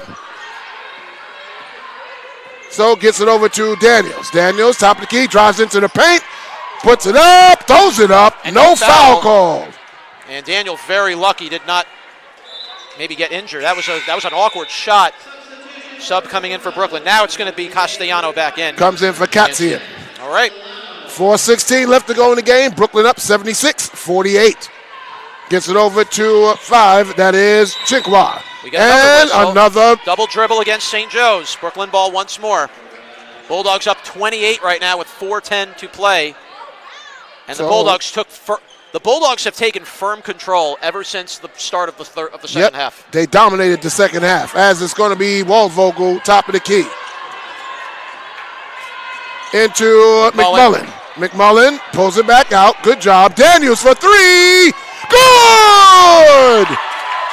Daniels with her second three-pointer. It's now 79-48. And we got a blocking foul on Castellano. Her first. Team's third.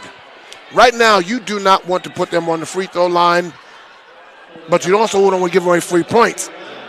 Bulldogs right now are up 31. This has been their largest lead of the night. And it's just incredible. They've held St. Joe's to just 14 points this second half. 14. That's it. No, 11. 11. It was remember it was 30. 43. It was 37. No, 15. 34. Sorry. It was 37-34 in the first half. Right. Oh, 15 in total. Right. Gotcha. 14 points total so Yes. far. They've held St. Joe's.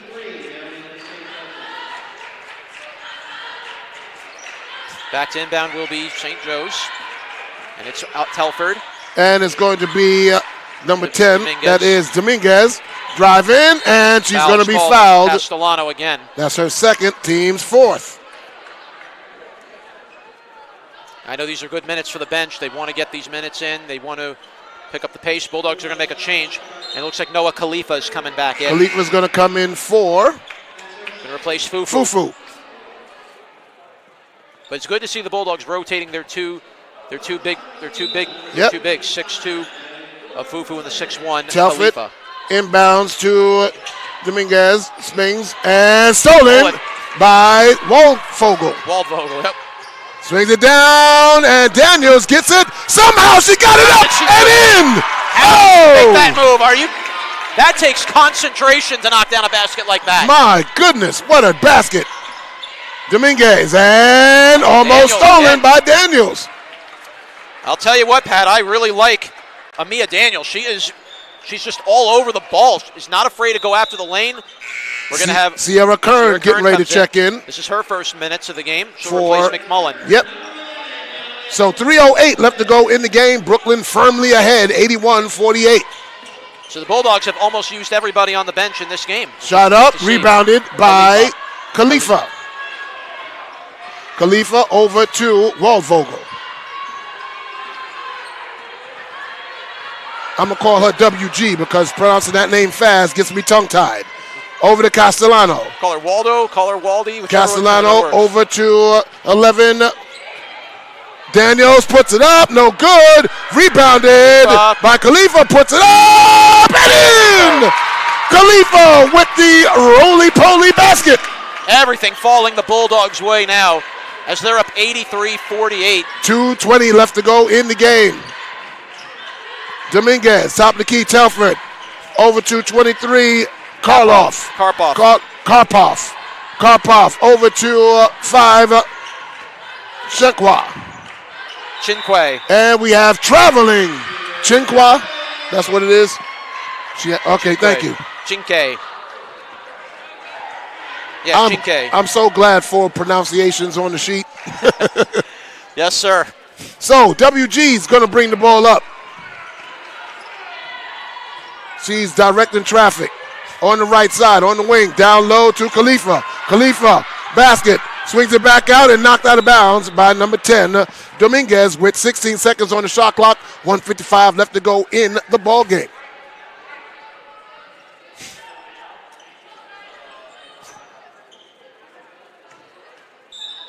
Minute 55 remaining here in the fourth. So, shot by Castellano, good! It's a 2, though. They say not a 3, it's a 2. But it's good to see all the Bulldogs bench now factoring into the scoring, too. So it is Dominguez, guarded by Castellano. Into the paint, puts it up, and the back. They say traveling. So it's 2 traveling violations by Dominguez. So inbound to WG. WG brings the ball up quickly, past half court. 1.5 left to go. 2:11. That is Kern. Back to Daniels. Back to WG. Over to Kern for 3. No good. Air ball, but off of St. Joseph's. Brooklyn still going to have possession. Down to the last minute 21 to play in the game. Bulldogs up 85-48. So Daniels to inbound. Gets it into Castellano. Castellano, quick turnaround shot. No good over the basket, so that's going to be St. Joe's ball. Nope.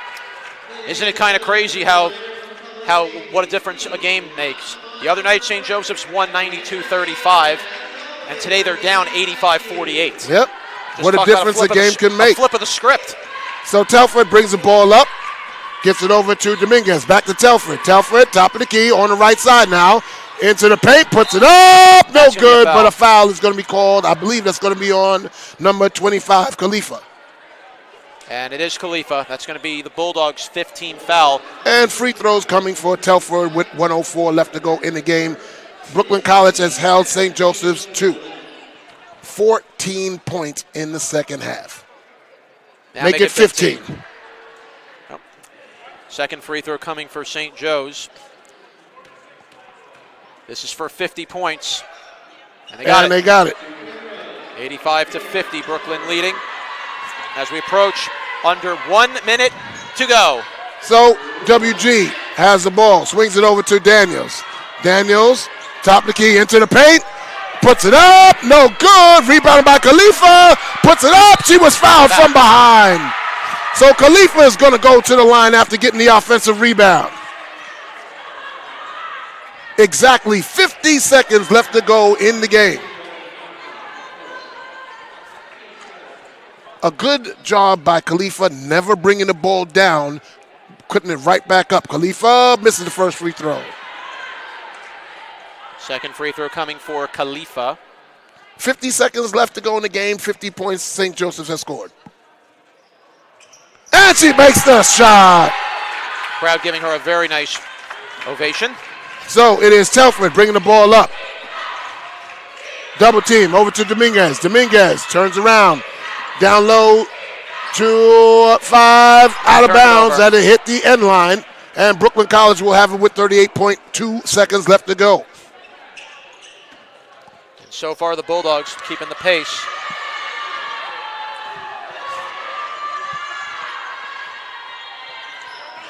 So it is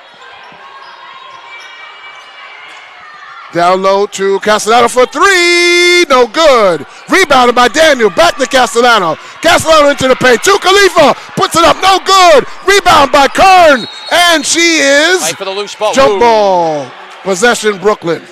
Well, you like that Sierra Kern was fighting for that possession. Yes.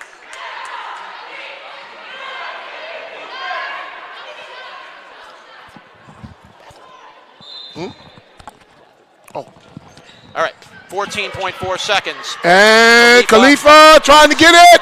Nobody's got it. St. Joseph's finally gets it with 9 seconds. 8, 7, and no. That's a bad foul by Daniels with only 6 seconds. So Telford's going to go to the line to shoot 2. Well, you like the aggression. You like the Bulldogs are still playing this to the end.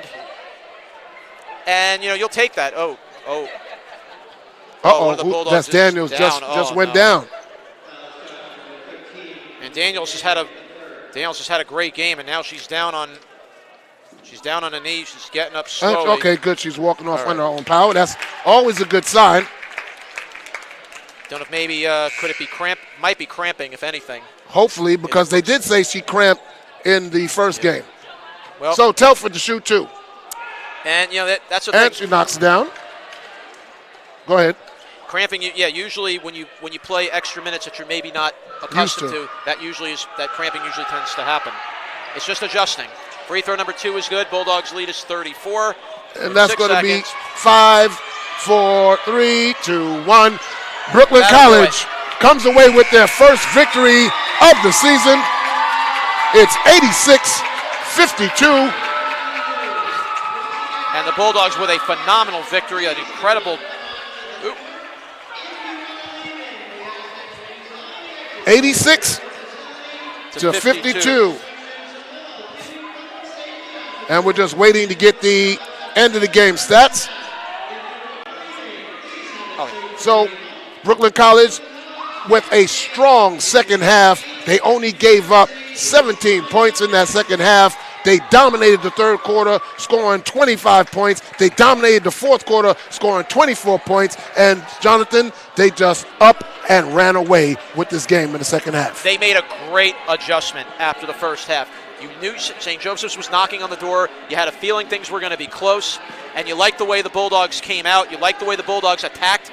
They needed to set the tone early, and that's what they did. They didn't allow St. Joseph's to get back in this game. They didn't allow St. Joseph's to get their feet back under them again. And that's the quality of a good team. When you have the game in your hand, don't give it up. Yep. So definitely the Bulldogs will be very happy with this first win. And now they can they bring that into the next game? That's what we're going to find out. Bulldogs still have the rest of non-CUNY opponents to play. Of course, in the second half of the year, that's when you start playing the CUNY schools. Yes. And that's when things will get a whole lot more important. But the Bulldogs, here they are after a strong first win of the year. They go to 1-1. We're going to get our stats momentarily. Yep. And we will have the 2 stars of this game joining us, along And with hopefully the head coach, Megan Megan Campbell. But I will say this, Jonathan, with the big win, that is good. But I know that Coach Campbell is going to have a lot to say about the negatives that they're going to take away from this game. Oh, we got our stats coming up right to us. No, these are the game stats. These games. Okay, here we go. Yes. All right, so here are the stats for the game, and we got them right here in front of us. So Brooklyn shot 31 of 72 for the game, a total for the game 43%. 43.1, yes. And you got to like that. You just got to like the way the Bulldogs attacked. 3-point shooting. The Bulldogs were 9 of 26, which is pretty good. 10 of 28 for St. Joe's. St. Joe's shot 25.5% from the field, 35.7% from three-point, and they made 14 of 21 from the free throw line. Brooklyn made 15 of 25 from the free throw line. Definitely want to improve on that. You don't want to give away 10 free points. Very solid points altogether. 19 points for Dior Dorsey, 16 points for Brianna Gutierrez in 19 minutes, 13 points for Anna Kitch, 14 for Mary Dolgan. 27 points for Mercedes Perez and had 12 rebounds, so a double-double for Mercedes Perez. Also, Amina Daniel for Brooklyn had 10 points and solid. 2 rebounds. You just love that so much of the Bulldogs have factored into the scoring. It's not just one player. Here's another big point. In the first half, St. Joseph's had 18 to 10 in turnovers from points from turnovers.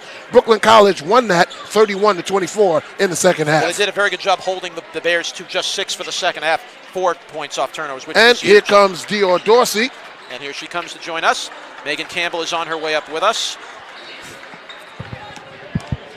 And we're going to bring our first star up here. Anna Kitch is also here. Let's get whichever one wants to go first. We're just waiting for her to come over. We'll let the crowds clear out quick. And we're going to wait Dior Dorsey to join us on the mic. All right, we got a lot of people coming by right now, so just give us a second. All right, let's give a minute. We'll let the crowds. All right. And now we are pleased to welcome our first star of the game, and that is Dior Dorsey. First, congratulations, Dior, on the win. And thank you. It was what a tale 2 halves make. One first half, it was 37-34 with you guys ahead by 3. Then the switch completely flipped in the second half, and you guys held St. Joe's to 17 points for the entire second half. What adjustments did you guys go over during the halftime break and come out here as you did in the second? I think, honestly, we just woke up. Like, first half, I feel like our energy was lower than it should have been. And we're respectfully, like, 2 times the team this is. We should have kept them to under, 40, honestly. But like I said, we just have to work on bringing out intensity from the beginning of the game, from the start, so that we don't have to be playing catch-up or teams catching up to us. Tell me, Dior, defensively, how important is it for you to get after the ball and then get into your transition game? Yeah, I mean, that's really been my game since I've been playing in 5th grade. Like, we get the steals, we get it on the other end, focus on defense first, and then get easy buckets on the other end. Run down as fast as you can. I'm going to use my speed to get to the other end and just get us easy layups in middies. We've seen so many different players also contributing in the scoring. Anna Kitch, Yep. Mary Dolgan. We saw Daniel come off the bench getting some big points. Yep. Fufu made a few points. Uh-huh. Just to see every single player really just easing into their roles. Only 2 games in, but to see this team really beginning to come together early. Yeah. I mean, what does that mean for you? I mean, it's everything. I knew since the summertime, we've all been working since the summer. I knew, we have a lot of younger players, but we have a lot of talented players as well who are hungry, and they're just ready to prove themselves. Like Mimi, she's off the bench, she's ready to prove herself. She's a great, great player. You guys haven't even seen the half of it yet. Defensively, offensively, we just have so many new freshmen. Danae too, Audrey, and players who have been here who are just ready to prove themselves and help us win this year. So I'm excited. Well, thank you, Dior. We appreciate you. Congratulations on your first win. Dior. There we go. No problem. And now you can bring in right. Anna Kitch. Let's bring in Anna Kitch. She'll be next on the mic. Hey, I told you I wanted to see you after this game. Yes, you did. You predicted it. I wanted to see you. Well, your wish has been granted. Congratulations on the win, Anna. Thank you. Just a great overall team effort we have seen. It's just great to see altogether 5 of you guys had at least 10 points in this game. I love that. And just to see players off the bench, just to see some of the new freshmen really taking things in immediately. We have a lot of new people, and we knew it was going to be an adjustment. We knew we had a lot of work to do, but I am so incredibly proud of everyone. We've been so hard on everyone this year because we knew what we had to do. We have a reputation, and a lot of people are hating on us, so we knew we had to get to work right away, and that's what we've been doing, and it showed today. Speaking about hating on people, you've got 4 titles in a row. You know you got a big bullseye on your back. How do you keep that away from your psyche and concentrate on the task at hand? One day at a time. Every practice, we got 2 hours. Every game, 1 day at a time. We can't look too far ahead, and we can't worry about what happened because every year's a new year with new teams, and everybody got new players. So we just got to come ready to work every day. Are we only just beginning to see a small fraction of what this team is capable of? Yes. All right. Yes. Yeah. Well, very excited. we hope to see a lot more. Wait, one last question. With with Estrella going down, you taking up the point guard position in the backcourt, how important is it for you to maintain the offensive continuity and get everybody involved? I have confidence in every single one of these girls. That's what we've been enforcing. And if we don't trust each other, we can't play out there. So I know they have my back. I have their back. We're going to make it happen no matter who's on that court. All right. Thank you, Anna. Anna, thank you guys. so much. All right, let's bring. Always. All right, Always, let's always. bring in the head coach. All right. Well, Megan, congratulations. Very first win of the season, and to do it here at home. Definitely saw a lot of good things here. Got off to it was a close first half. St. Joe's was kind of creeping, knocking on the door. But then you guys really picked it up in the second half and just ran away with the game, giving up only 17 the rest of the game. What were some adjustments you saw this crew make in the second half? Yeah, I mean, Aline went down early, so obviously, we were dealing with that. Trying to get a backup point at that point. Sandy came in, did a decent job. We asked Anna to play point at points. She stepped up big time. And then we really put an emphasis this week on the defensive end, and they showed up.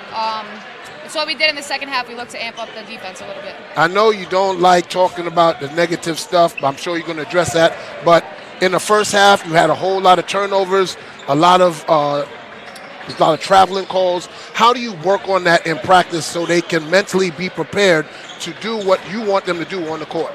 Yeah, I mean, we're turning the ball over way too much right now. I'm a little disappointed that we had a goal, not to get under over 10 turnovers. We wanted to keep it under 10. So it is disappointing, but we're going to go back to the drawing board. A lot of breakdown stuff. We are a new, younger team, so it's kind of expected at this point. But we got to lock in and focus on practice. How quickly are you noticing some of these, the new freshmen are really kind of buying into this team's mentality, buying into the system that you want them to play under? Yeah, they're buying in. That's a tribute to our seniors and the culture that they've established, and how they've kind of been leading the freshmen. We're still looking for a little bit more. But it's going to come. All right, they're going to be a special group. So I'm really proud of them the way they played today. Early in the season, you got new pieces you got to fit in. What do you and your coaching staff look for, particularly in getting your continuity package together? Yeah, I mean, we're just looking for people, like I said, buy into our system and just all-out effort on the floor. We're asking for a lot in terms of energy. If we see that someone's not bringing the energy, we got to go with somebody else. So we're asking for a lot. We put it in offense, kind of designed around our strengths. So, we're looking to move the ball a little bit more and get other people involved. So. All right. Well, congratulations on your first win, Coach. All right. That is Megan Campbell. And a very solid victory for the Brooklyn College Bulldogs. And now we'll take a little break. We'll come back in a few minutes. The men's Bulldogs will take the court about 20 minutes from now. Pat Brown and Sean Markusic will have the call of the second game of our You've been listening doubleheader. to 2024 Brooklyn College women's basketball on YouTube.com, your home for everything Brooklyn. We'll be back in about 20 minutes with the start of the second half of the doubleheader. Take care.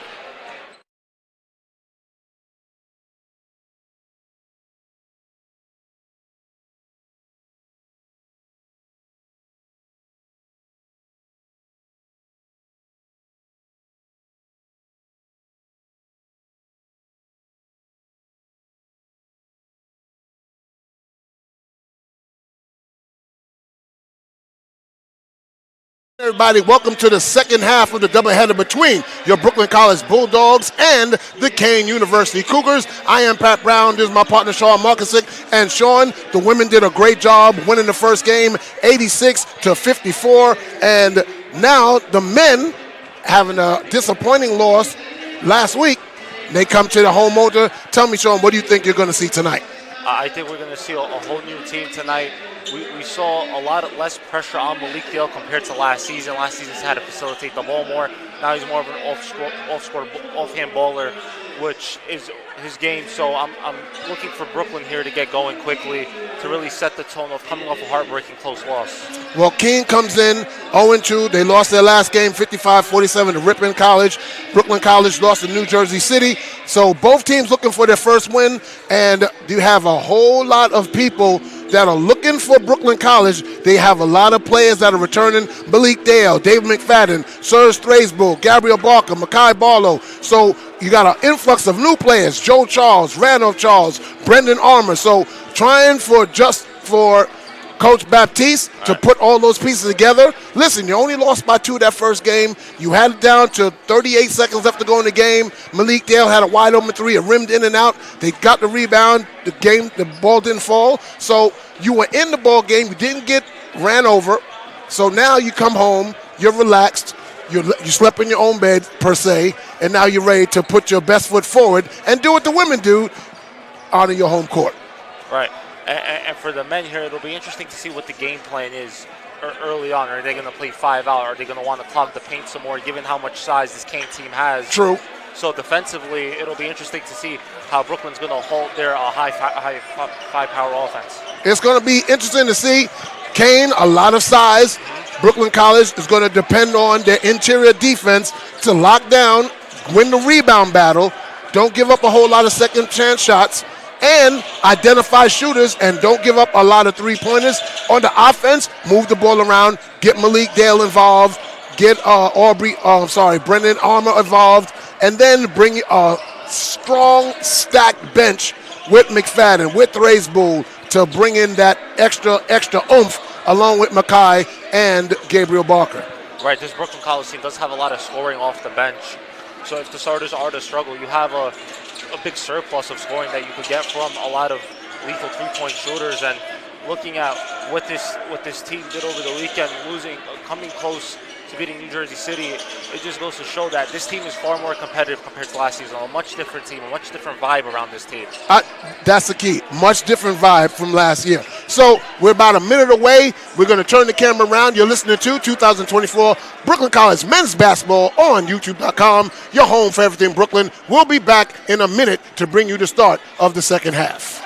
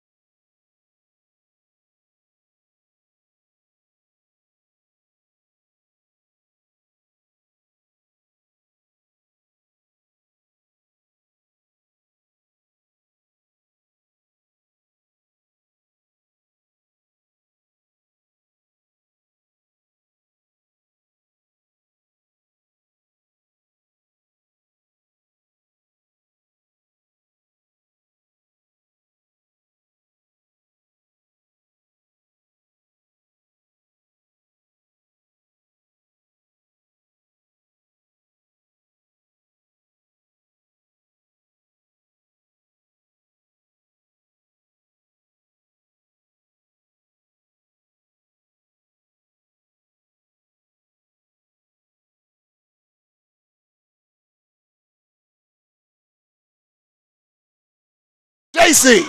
JC puts up the shot. No good. Rebounded by 12. Stiff. Kane once again moving quickly in transition. Casanova has really been everywhere this first half. Really doing a lot of the dirty work here for Brooklyn. We saw him really start the game out on emphasis defensively, deflecting that first pass of the game, and now, once again, Silas inbounds to Hartz. Hartz swings it over to Stiff. Stiff waving around. Gets it into the corner to Hartz. Hartz top the key to Alicia. Down low. Spencer cut off. Back to Spencer with the three. No good.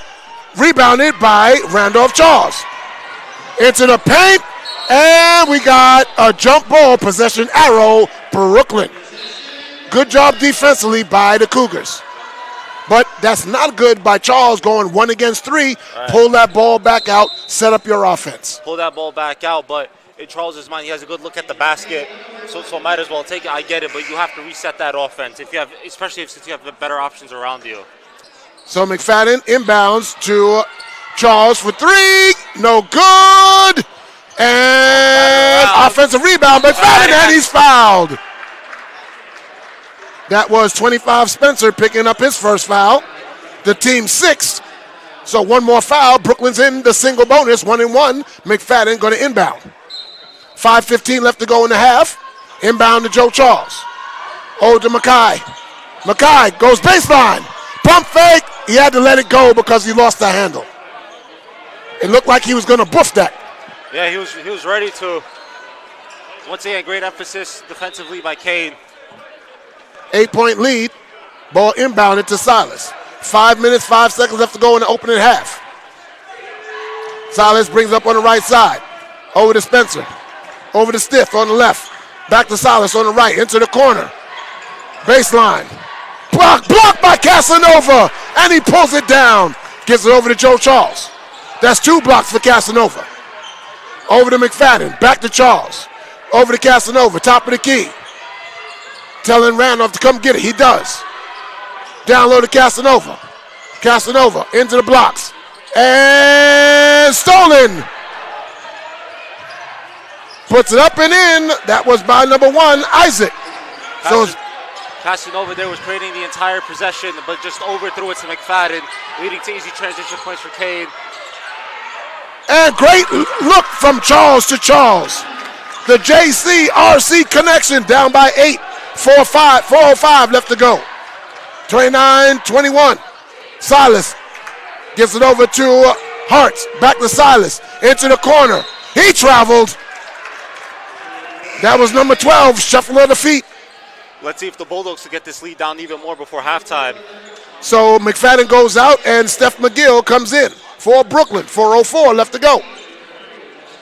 And now coming in the game is number 3, Morton. He comes in for Stiff. Casanova going to bring the ball up. Gets it over to Joe Charles. Puts up the 3. It's good! Oh, they say 2. His foot was on the line. Down by 6. Silas, top of the key. Over to number 1, Isaac. Isaac, top of the key. Back to Morton. Morton for 3. It's good. Morton hits his second 3-pointer. It's back up to 9. McGill gets it over to Charles. Charles goes baseline. Pull up jumper, and he's fouled by number 25, Spencer. That's his second foul. The team's 7th. That's the single bonus for Brooklyn. Brooklyn these last couple of minutes have been trying to score very quickly, getting the ball right down the court, and just looking to get the best available shot as soon as possible. Charles makes the first one.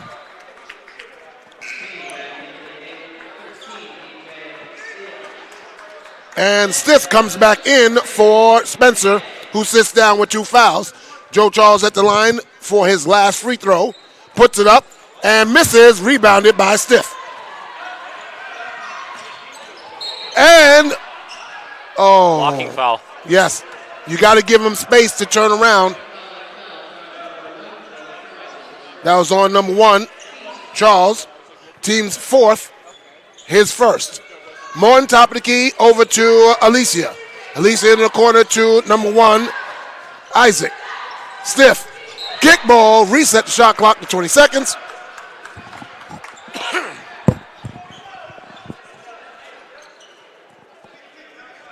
.315 left to go.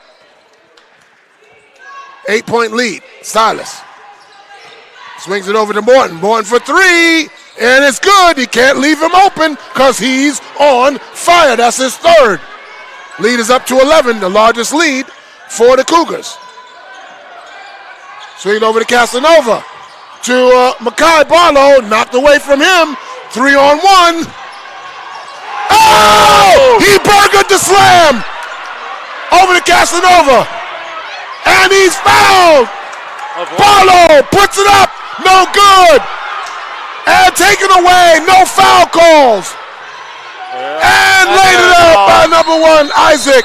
Timeout called by Brooklyn. And I'm sure that Coach Baptiste is not happy with no foul calls being called. Kane.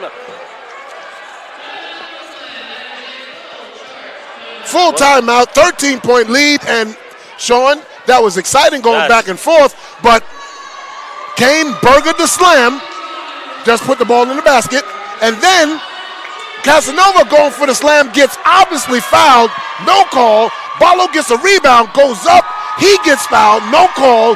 They come away with the rebound and the basket. Barlow gets completely stripped of the ball, no call, allowing Keene to just get back in transition, and this time instead of going for a dunk, just get up there for an easy layup.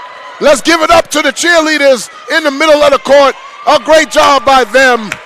On the 16th of January in the new year, they're going to Orlando, Florida, the UCA cheerleading tournament where they took 2nd place last year. 2:32 left to go in the first half. Brooklyn in the single bonus, but they're down by 13, and they're going to come out of this full timeout with possession. It's going to be interesting here to see what the Bulldogs come out with offensively in these last 2.5 minutes. At least try to get this lead down to under 10, so that you could give yourself within striking distance to start the second half. That would be very good for them. Timeout's over.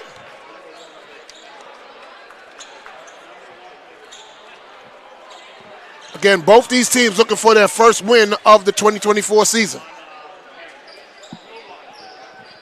Casanova to inbound. Kane going with the full court pressure.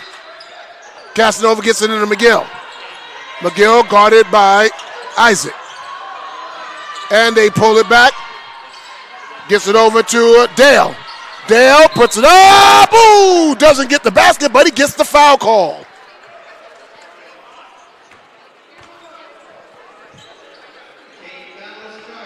Smart play by Dale. Had that baseline order himself, give himself the momentum, get himself to the paint, get a foul, put yourself at the line to get easy points here. Yes, Phil Brown Jr. picks up his first foul, 8th team foul. Dale misses the first free throw. This is where you can cut into the lead when you get these free shots at a point. So Dale gets the ball back for one shot. He misses both as rebounded by Brown Jr. So Thraisbull guarding Brown Jr. gets away. Pull up jumper, good! As Kane is shooting the lights out right now. They're up by 15. 2 minutes left to go in the half. Casanova swings it over to McGill. McGill guarded by Silas. Over to Casanova. Casanova back to McGill. 15 on the shot clock. Kane allowing no attempts by Brooklyn to get into the paint. McGill, and he's fouled by number 4, Silas. That's foul number 9. Silas is first. 1-1 for Brooklyn. One more foul, and it's 2 free throws for Brooklyn. Brooklyn multiple times passing at the top of the key.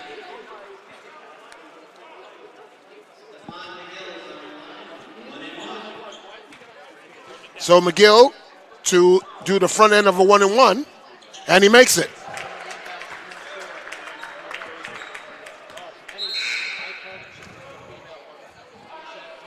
And now Hunter comes in for Joe Charles.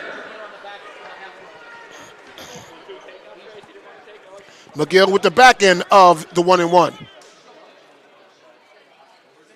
And he misses, rebounded by Brown Jr.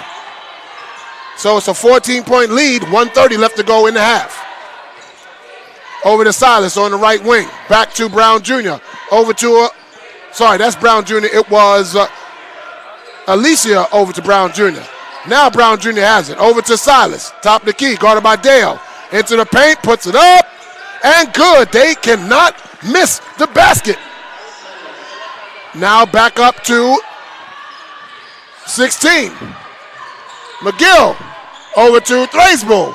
Thraisbull over to Casanova. Casanova to Hunter. Hunter for three. It's good! Thraisbull passes up an open three in the corner. Gets it out to Casanova. And able to generate some extra offense. Down by 13. Silas over to Alicia. And he almost double dribbled, but he pulled himself out of it. 40 seconds left to go. 15 on the shot clock. Alicia puts up the jumper. No good. Over the back by number 11, Brown Jr. That's the 10th foul. Go to the other end of the court. 2 free throws for Brooklyn. Brooklyn getting a lot of breaks here in terms of the foul calling. Giving them a chance to really close the gap here before halftime. Let's see if they could take advantage this time around at the free throw line. And the good thing about it is it's 2 straight free throws, not 1-and-1. Right. So Thraisbull has an opportunity to get it to 30 and an 11-point deficit. He banks it in. Hey, any way it goes in, it counts. Banking, rolling, strolling. As long as it gets to the bottom of the net, it's good. There you go.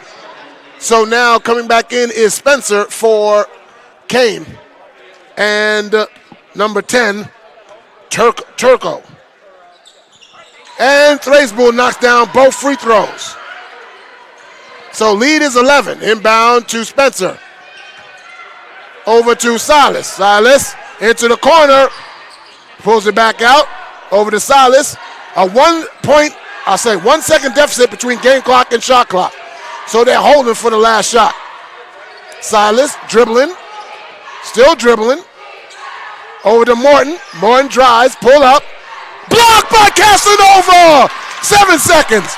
6, 5, 3. Shot by no good and no foul. And that's the end of the first half. Second or third time that half where there were clearly fouls and no call. But Casanova, that block shot gets it right to Thraisbull. Thraisbull able to push the transition and give the Bulldogs a good chance to score. Oh. Wait. Back up. There we go.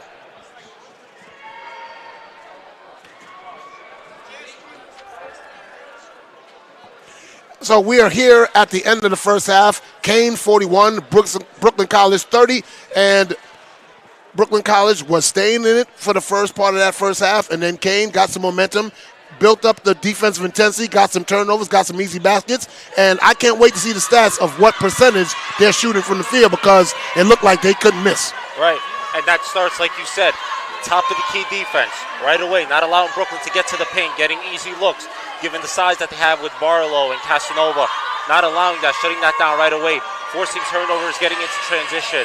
And for Brooklyn, they've done a good job of setting up guys like Malik Dale and McFadden for open looks. So they aren't falling. So if you're Brooklyn, you're getting good looks. Some will eventually fall, but you got to do a better job defensively of slowing down Kane. Most definitely you have to do, and I'm sure Coach Baptiste is going to do that. Stats, waiting for the stats. And I will say this. They did a decent job on the glass. I'd like to see what that discrepancy is. I don't think it's a large margin, but I do want to see them get a little more aggressive on the defensive end and not over pursuing, keeping your man in front of you, and then getting a hand in the face of the shooter because Morton had a whole lot of open looks in that first half. And 10 team fouls against Keene in that first half as well, and Brooklyn not really able to execute much at the charity stripe. Yeah. So when you look at an 11-point lead, that could go down to 6 or 5 if you're able to hit those easy points. And you have to take advantage of when they give it to you. That's why they call it a charity stripe. So we're looking for Allie Mugen, who is a 1,000-point scorer here at Brooklyn College, to come and talk to us. And we're just waiting for her to come up. But in the meantime, Sean, if you're Coach Baptiste and you're going into the locker room, what are you telling your team right now? Don't allow Keene to get back into transition. Okay. If you're going to, off of every shot, you need someone back. Whether that's more outside shooting, but Brooklyn is allowing up way too many transition points, too many transition baskets, and it's really allowed Keene to pull away. And Brooklyn, offensively, not really, their passing lanes are too shut off. That water really seemed shut off after the first maybe 5-6 minutes of that first half. I do agree with that, Sean. And right now, we're still waiting. But let's see our local observer here, T. Come on, T Money, get over here. So tell me what your observation is for the first half. Yeah, it's on. It's on. Y'all can hear me? Yeah, we go. Stats. Thank you. Okay. Go ahead.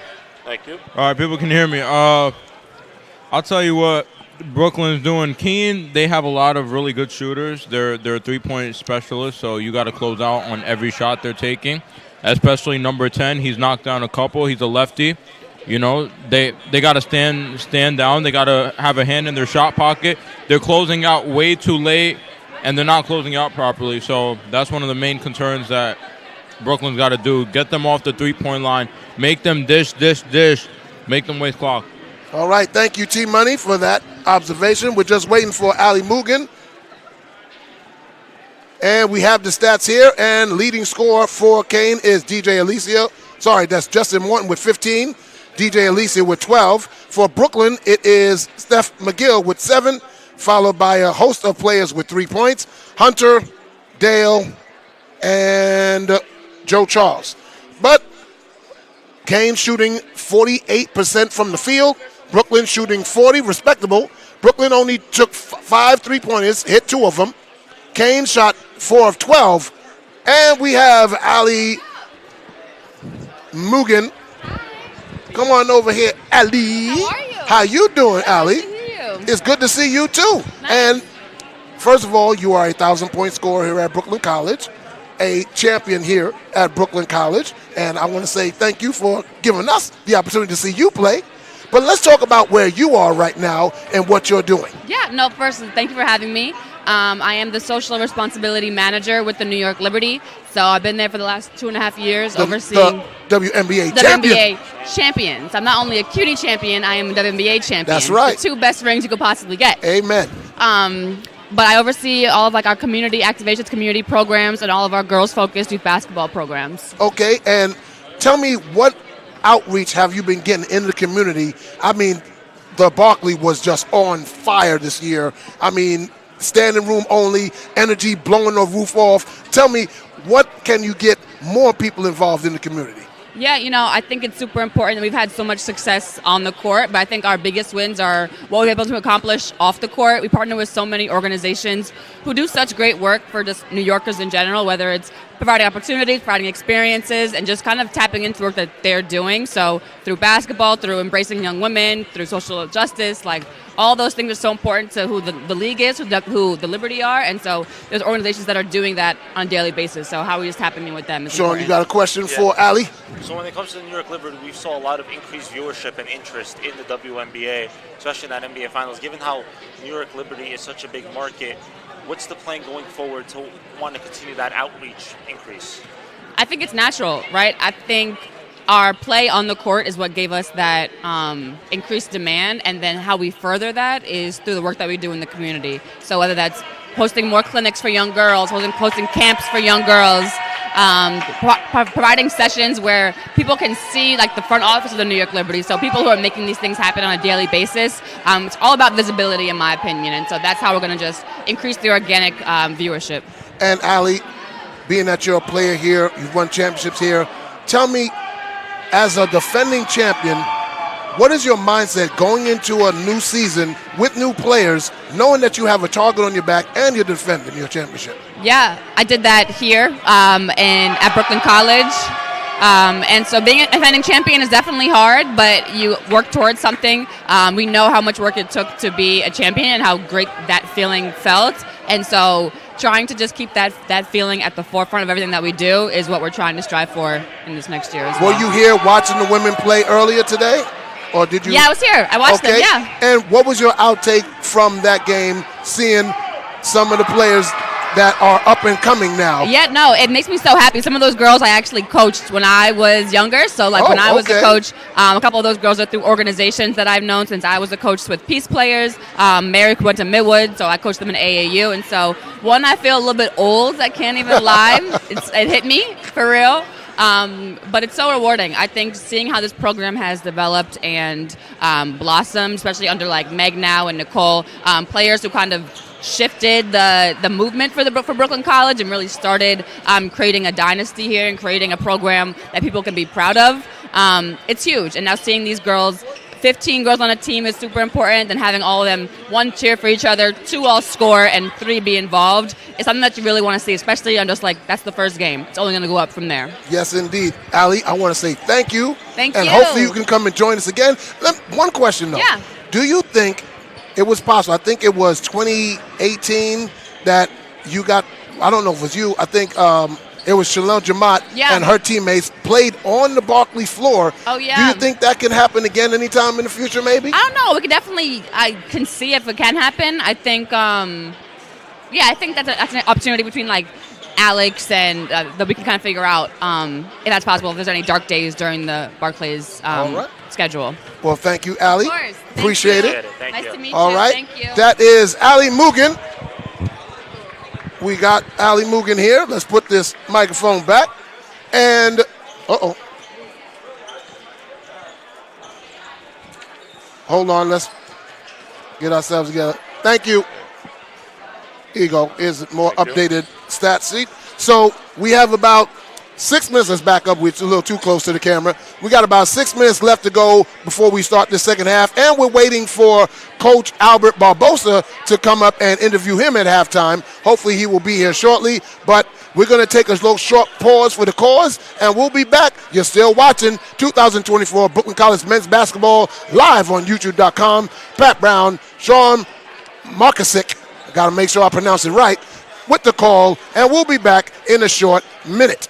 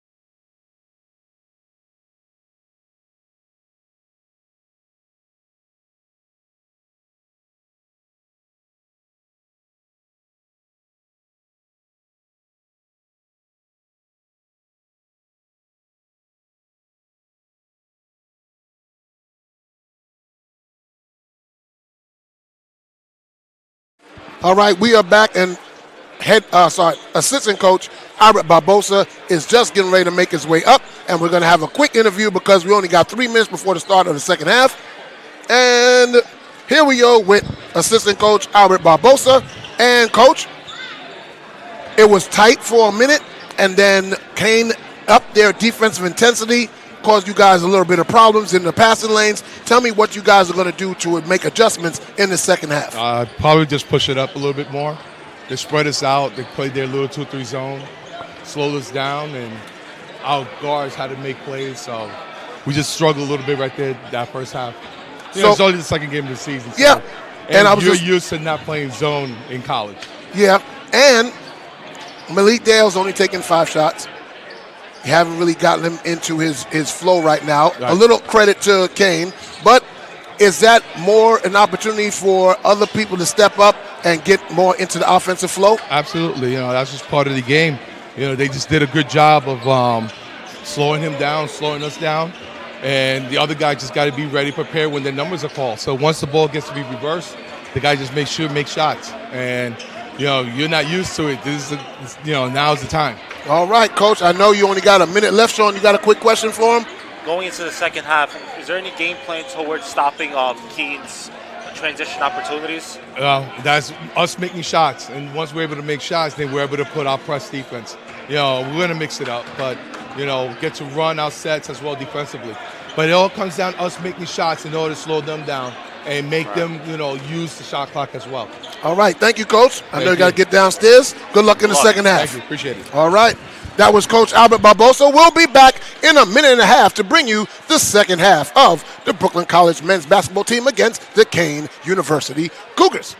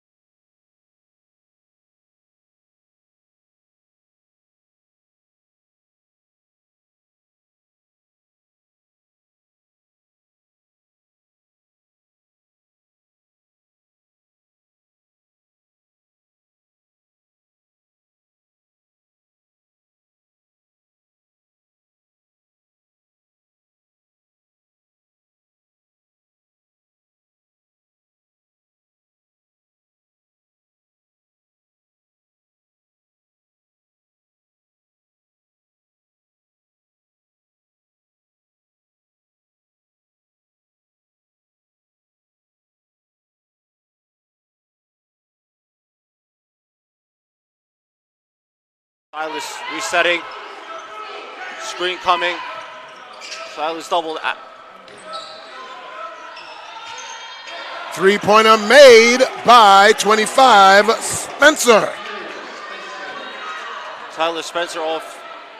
Oh, stolen and slammed by Silas. Brooklyn fell asleep. Full court pressure here by the Cougars. 14-point lead. Skip pass over to Casanova. Casanova looking around, resetting. Back to Hunter.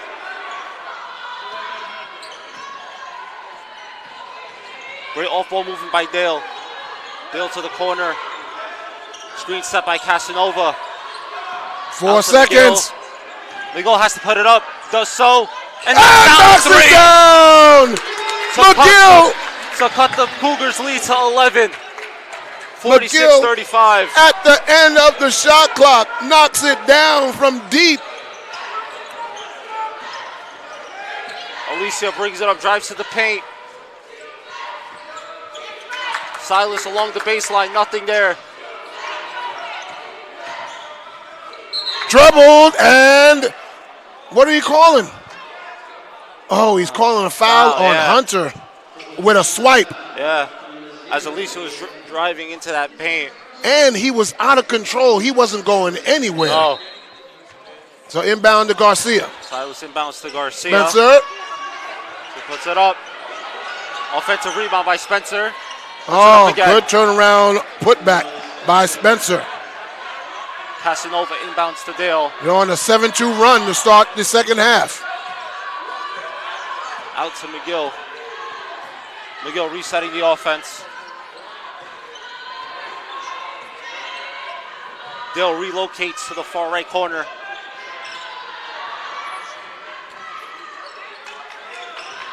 To Armour. Armour back to the basket, shoots it over. No good. Rebounded by Garcia.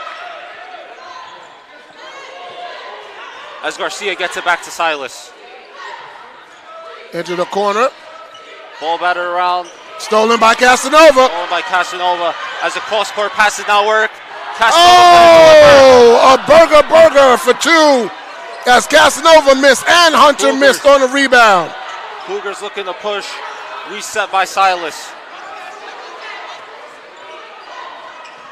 And turnover, but got it back to Garcia, so the shot clock doesn't reset. Goes baseline. Pump fake and puts it up and in. That was 13, Alicia. Alicia threw it off the foot of Hunter and was able to get that ball back. 50 to 35, 15-point lead. As Miguel brings up the ball in double coverage, evades the trap. Out to Dale for three. Knocks it down.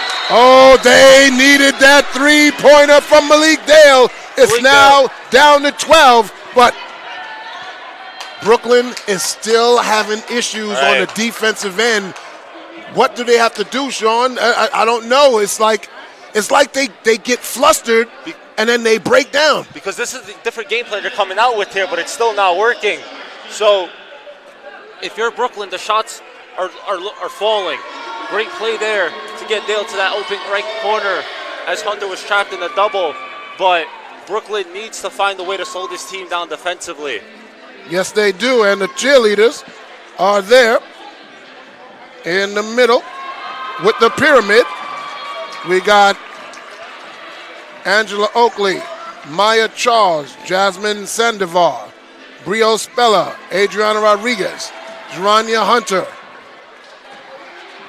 Blasiah Rogers, Rachel Schneer, Paige Palacios, Aisha Barry, and I can't make out that first name, but Connor is the last name.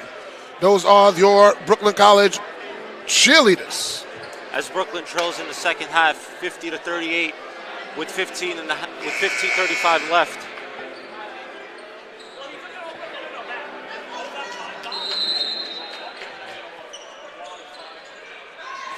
Inbound to Silas, and over to Spencer. Blocked by Armour. Blocked by Armour. Great read there. Ah, that's like the baking soda, Arm & Hammer. He put the hammer on that one. as Silas will inbound under the basket. Out to Alicia. That's Turco. Over to Silas. Silas. Blocked! Oh, that's Hunter blocked it but couldn't recoil and get the rebound. Couldn't relocate that ball back inbounds. A good break here for the Cougars. 25 seconds left to go on the shot clock. 15:29 left to go in the game. 50-38, 12-point lead by the Cougars. And now they want to change the shot clock, I guess. I'm not sure. He's putting fingers. Yep, 20 seconds on the shot clock. Armour has his back to Silas for the inbound pass. He's guarding the baseline and the paint. Gets it into Garcia. Turco. Turco looking. Over to Alicia. Shut down by Hunter. Alicia guarded by McGill. Skip pass back to Turco. Knocks down the three. Turco hits his first shot. See, Brooklyn had that defensive possession set up, but the quick passes forced them to not be able to relocate. And stolen. As McGill gets trapped. Oh, another burger on the slam. But the layup is good by Silas. Alicia went to bring the house down, couldn't, but Silas gets the offensive rebound, puts up the layup. 17-point lead. As Kane leads 55-38. Hunter over to Casanova. Casanova for three. Off. And here come the Cougars pushing. Foul by Malik Dale, but I'm going to say right now, that is a good foul because if he yams that or makes the layup, they take the momentum all out and they take the wind out of the sails of Brooklyn College. So I think that was a good foul by Malik Dale. And if you're Brooklyn, 5 minutes off the clock, a 17-point deficit, something needs to change. 14:35 left to go in the game, down by 17. Largest lead. Inbound and almost stolen. Turco saves it.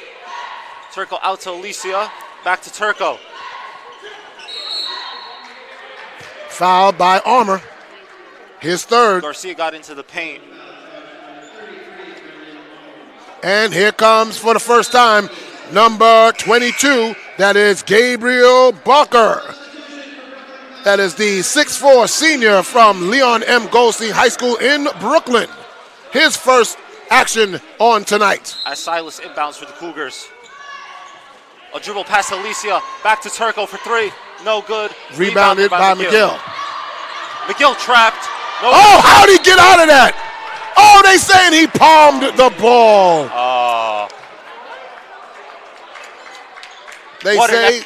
What an effort by McGill. Joe Charles comes in for Malik Dale. Has a turnover, 20 seconds on the shot clock, 17-point deficit, 14-18 left to go in the game. Silas inbounds. Three-pointer good, and he's just continuing his hot shooting. Catch and shoot, giving Brooklyn no time to react offensively. Another steal. They're on us. As Joe Charles gets trapped offensively. And here comes Garcia. Back to Turco. Stolen. Loses it. Oh, it's off the foot. That's a kickball. Because McGill was all alone in the front court. McGill steals it, goes off the foot of Casanova. So Silas comes out, Morton comes in, Garcia comes out, Upshaw comes in for Kane, and Randolph Charles, number 14, checks in for Brooklyn, and David McFadden's getting ready to check in. Nope, he's not. Nope, he's not going to be allowed to check in right now. And now we're getting a reset on the shot clock for Brooklyn's possession. As McGill inbounds to Charles. Not down 19. Charles brings up the ball to Casanova. Back to Charles. Still at the top of the key. Joe Charles. And Joe Charles here puts up a shot. Oh, air ball. And here we go. Oh, he didn't try Yami. Spencer laid that in. A problem all night. Yep. For the Brooklyn College Bulldogs. Transition scoring. 19-8, they've outscored Brooklyn in the second half. McGill once again trapped. And we got a pushing foul on Upshaw. Upshaw pushes him out of bounds. That is his third. That's Upshaw's third foul if it's on him.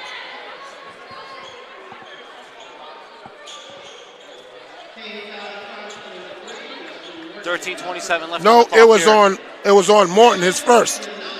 And McFadden now able to check into the game and will inbound the ball. Right. Inbound to Barker. Barker Looking back to the dribbles, basket. Goes puts up, for jump it. hook, no good. Oh. Rebounded by Spencer. Here comes Spencer. Out. Up short, knocks it down. down the three, and right now it's a runaway train by the Cougars. They're up. Swings over to Joe Charles.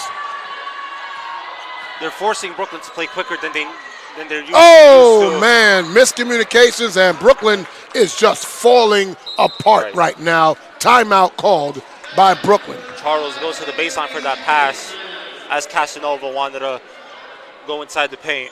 Largest lead is 24 on the night as Thrasbull goes to the table and checks in. And I don't know what Coach Baptiste is going to pull out of his hat to get them back in this ball game. I just feel like this has been the complete control here by the Cougars, controlling the pace offensively. And when Brooklyn is on offense, they're forcing them to play quick. As Brooklyn brings up the ball, that full court pressure is there right away. Doubles multiple times on McGill this half.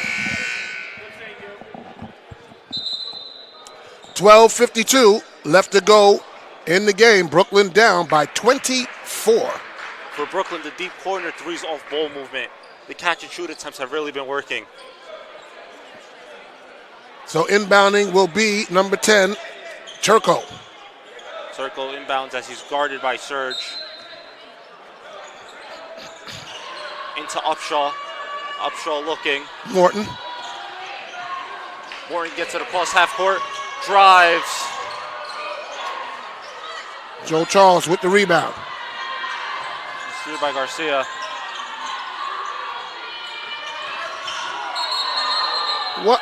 What offensive foul? Who's the offensive foul on? That's on Barker setting the screen.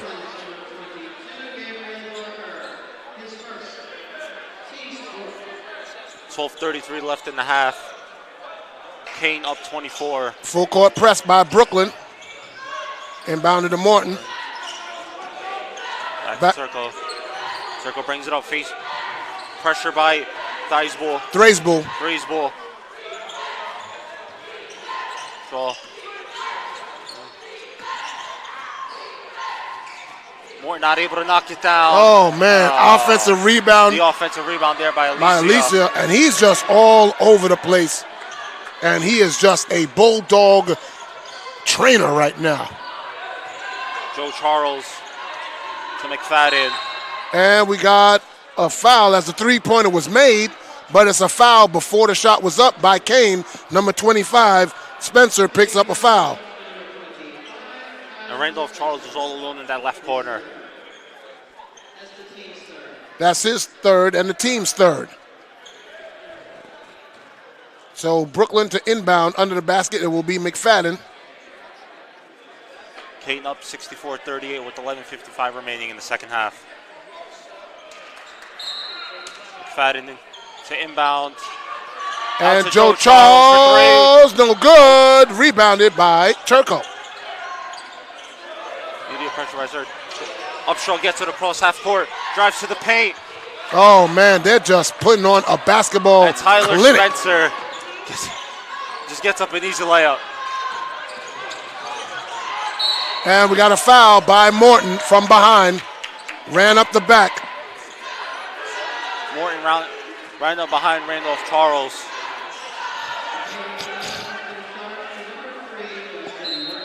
It's a 28-point lead by Kane. Gets it over to Joe Charles. Joe Charles into the paint. Swings it back out to Thrasbull. He gets it. Gets it back to Joe Charles. Top of the key.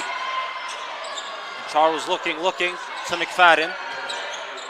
McFadden back to Charles as he relocates to the right corner. Missed three. Rebounded by Morton. Here comes Morton.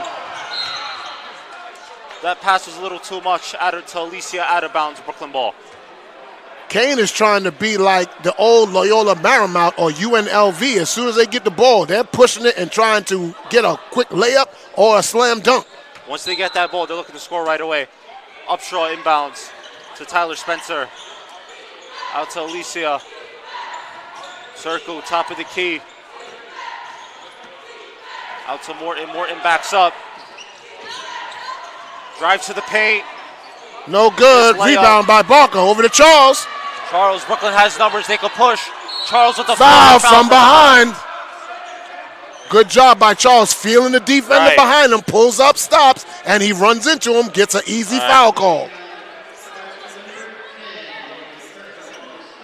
Turco picks up his third and the team's fifth. So 2 more. Brooklyn gets into the single bonus. Great court awareness by Joe Charles in an attempt here to put up some points for the Bulldogs that they desperately needed here, Pat. Hartz comes in for Kane, and number 1, Isaac comes in for Kane. Turco and Spencer sit down as Joe Charles goes to the line to shoot 2. 10:51 left to go in the game. Joe Charles puts it up. Knocks down the first one. 6:39. Joe Charles has 1 more at the line. That's only the 9th point Brooklyn has scored in this half in just under 11 minutes.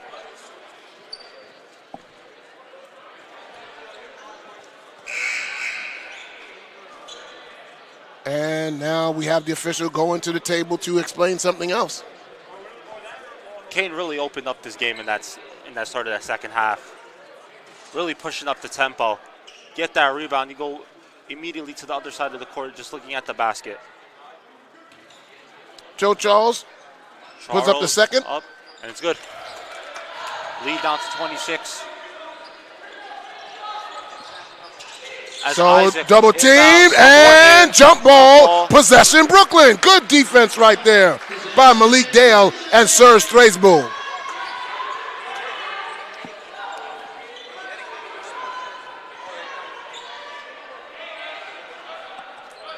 And Malik Dale will inbound here for the Bulldogs. 20 seconds on the shot clock. Looking to inbound, gets it in to Joe Charles. Joe Charles, foul, and it's going to be Upshaw with the foul. That's number 6. Twice in a row, Joe Charles baiting the contact. And he will go back to the line to shoot 2. Upshaw's second and the team 6. Charles back on the line. And gets the roll. For Brooklyn to come back into this game, they're going to have to find some sense of offense here that they need to get going in the second half. And some lockdown defense to get some defensive rebounds. Joe Charles up and in again. Lead is down to 24, 66-42 with 10:44 remaining in the second. Upshaw stolen. Gets it over to Charles. Put back, blocked. No, they call it goaltending. Do they?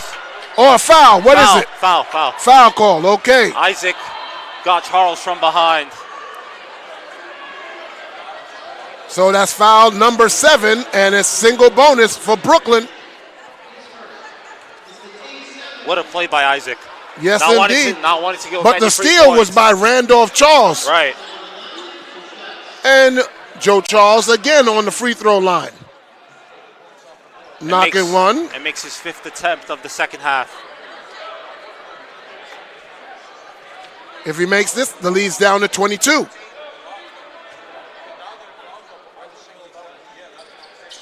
Which he does. Upshaw inbounding to Morton. Back to Upshaw. Back to Morton. Good full court press here by the Bulldogs. Brooklyn needs some defensive stops, like 2 or 3 in a row. Over to Hartz. Hartz searching. Can't find anything. Back to Upshaw. And stolen! Stolen by Dale. Missed. Oh, you got to pass that up. Bunny. You got to pass that ball up. Upshaw back to Alicia. Malik Dale didn't see the trailer on the right side. 3-point shot. And that's a dagger. That's a killer. That's Morton. Multiple three-point makes by Morton tonight. Dale quickly, nothing there. Another turnover. And off of Dale. Yeah. Back up to 25 is the lead. 9:35 left to go. So it is Harts to inbound. It's wild how momentum could change so quickly in the game of basketball. In a blink of an eye. As Alicia brings up the ball, full court press by Serge. And 10 seconds. 10 He second did not violation. count. He got dribble happy. He's like a baby with a bottle. Dribble, dribble. 9:28 left on the clock. Kane up 69-44. Can Brooklyn go on a run? Make this respectable. As Randolph Charles inbounds. Into Joe Charles. To Dale. Dale drives to the basket. Nothing there. Serge puts what a move by Thurs Thrasbull. Puts it up and around Tyler Spencer. Tyler Spencer looking to inbound. They call timeout. Timeout called by Kane. Brooklyn College has cut the lead down to 23 with 9 minutes, 10 seconds left to go. You're listening to 2024 Brooklyn College men's basketball live on YouTube.com. Your home for everything Brooklyn. I am Pat Brown along with Sean Markasick. Bring you the action live here from the West Quad Gymnasium. The women Bulldogs won the first game 86-52. They go to 1-1 on the season. Brooklyn College is trying right now to stave off an 0-2 start here at the West Quad. The tone from the get-go was set up here by the Cougars. They're able to control the pace. Brooklyn trying to get back into it. And once they get a couple of possessions, good defensive stops, that corner left three by Morton was killer. Yes, that was like a dagger in the heart of the pumpkin. We just celebrated Halloween. They took away your candy and gave you an apple with a razor blade in it. You get that hope, and then it all gets taken away from you. Yes, indeed. So let's see if Brooklyn here can reset and try to get back into this game with 9:10 remaining, trailing by 23. Well, the Cougars have possession. They called full timeout after Brooklyn College made the free throws.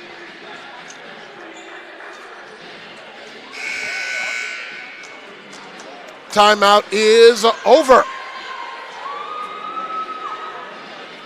Players come back onto the court.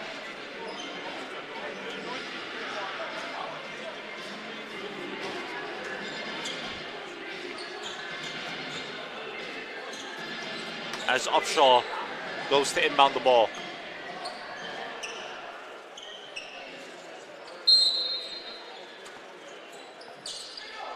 Upshaw inbounds to Morton, back to Upshaw.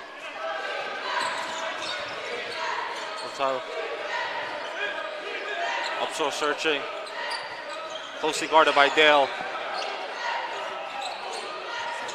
That is Harts.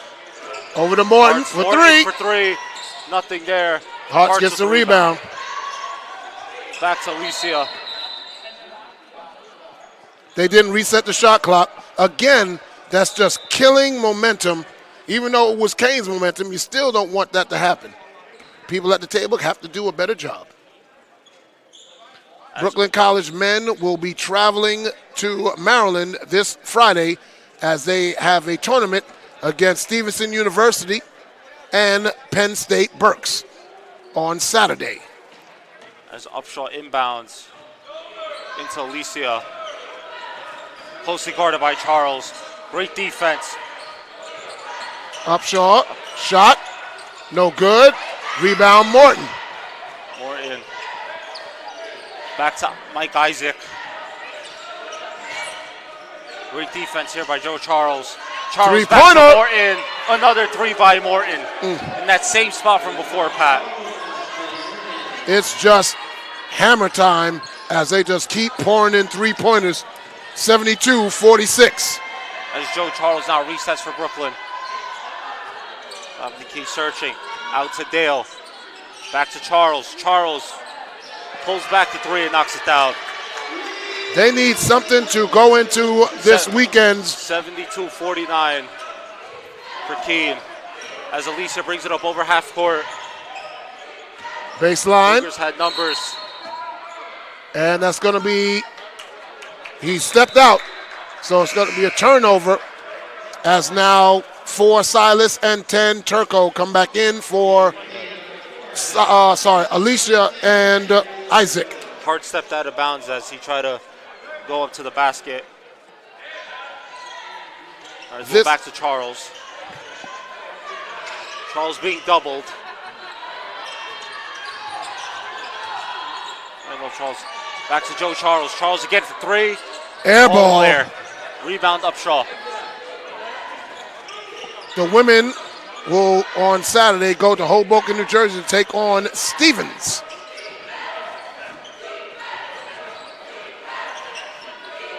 Hart's looking.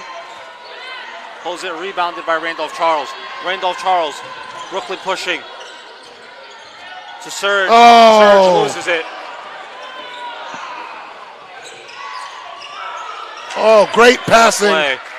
as what basket was put in by 23 Hart's. Hart's and Silas back and forth to each other, creating the easy basket as the Cougars are up 25. Dreisbull drives to the puts basket. It up puts and in. Puts it in.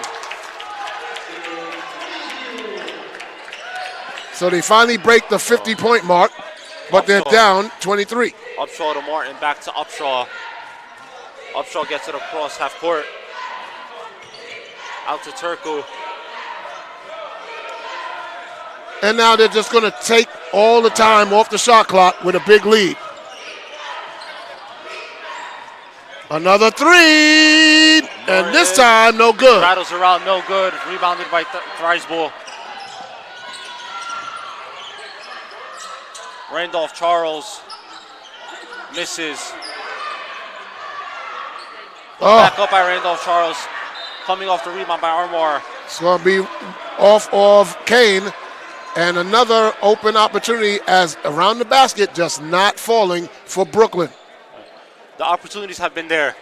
Yes. Brooklyn just never able to really put any momentum together to get back into this one, as Malik Dale will inbound for the Bulldogs. Gets it Dale in. to Randolph Charles. Charles looking. Armour looking around to Thriesbull. And a basket! And gets the and-one opportunity as he puts it in and cuts the lead to 21 with 5:50 remaining. Thriesbull will go to the line in an attempt to complete the three-point play. They get it down to 20 if he makes this with 5:50 left to go in the game. Listen, anything can happen in 5 minutes and 50 seconds. Brooklyn just needs to push the tempo. Thriesbull makes the three-point play, and that's down to 20. And timeout called by Brooklyn. Sean, I don't know if you remember this. This is some time ago. It might be before you. But there was a game in Madison Square Garden. It was the New York Knicks against the Indiana Pacers. The Knicks had a big lead in the fourth quarter. And in a blink of an eye, none other than Mr. Reggie Miller went Miller time. 13 points in 8 seconds. 13 points in 8 seconds. So don't tell me stuff can't happen. Anything can happen get Reggie in this Miller sport. out here on the floor. Yes, indeed. I don't know if Brooklyn has a Reggie Miller type, but it would be great to see, right? Given the couple of threes by Dale in that deep right corner. Yeah. I think Brooklyn's got to find a way to unlock Malik Dale and get him more involved in the offense going forward. He's had great off-ball movement all game. They just need to get him more involved, increase the tempo, push. Because you're wasting valuable seconds if you're just sitting at the top of the key searching for the next pass. Yep. Behind the scorer's table is the Brooklyn College Cheerleaders. Head coach Tony Ancona. They're going to Orlando, Florida, Disneyland, as they will participate in the UCAA Cheerleader Tournament January 16th. Last year, they went to the same tournament and took second place. Timeout's over. Brooklyn down by 20. As Circle will inbound into Silas. Silas brings it up. Pressure by Thriesbull. Thriesbull. Morton. Morton drives. Nothing Silas. there. Silas. Air ball. See, that's great defense. Great face guard defense. They need a lot more of that in Yes. these last 5 minutes. Inbound to Joe Charles. Grizzbull brings it up. Pass half court drive to the basket. Slow it down. There you go. Back to Joe Charles. Calling out a play. Along the baseline and taken away. He tried to get it and almost stolen. Hartz. And he threw it away. So back-to-back throwing errant passes. Hartz gets the steal and the turnover on that possession. And Stiff comes in for number 23, Hartz. 5:01 left to go. Brooklyn down 20. Thracebull inbounds to Charles. Back to Thracebull. Back to Charles. Over to Malik Dale. And Malik Dale gets something going. Back to Randolph Charles. Top of the key. Charles. Joe Charles now on the wing. Randolph Charles into the paint. Spins. Puts it up. And the basket is good.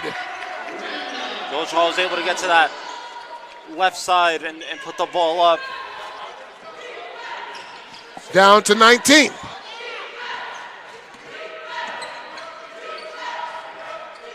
Back to Upshaw in the deep right corner. I'm sorry, 18. I'm sorry. Into the corner. Doubled. To sit. Oh! Thracebull got shook, but he got the rebound. Over to Armour. And the foul! Armour with the reverse layup and the foul. The 8th foul against Kane. Lead down to 16 with 4:06 remaining. Now this is what you want to see. Get involved, get in those passing lanes. Do not allow them to set up their offense. So now 9 fouls on Kane. One more. It's 2 free throws for the rest of the game. Armour misses the free throw. That's what you got to do. You got to make these free throws. And almost stolen by Charles. Upshaw has it.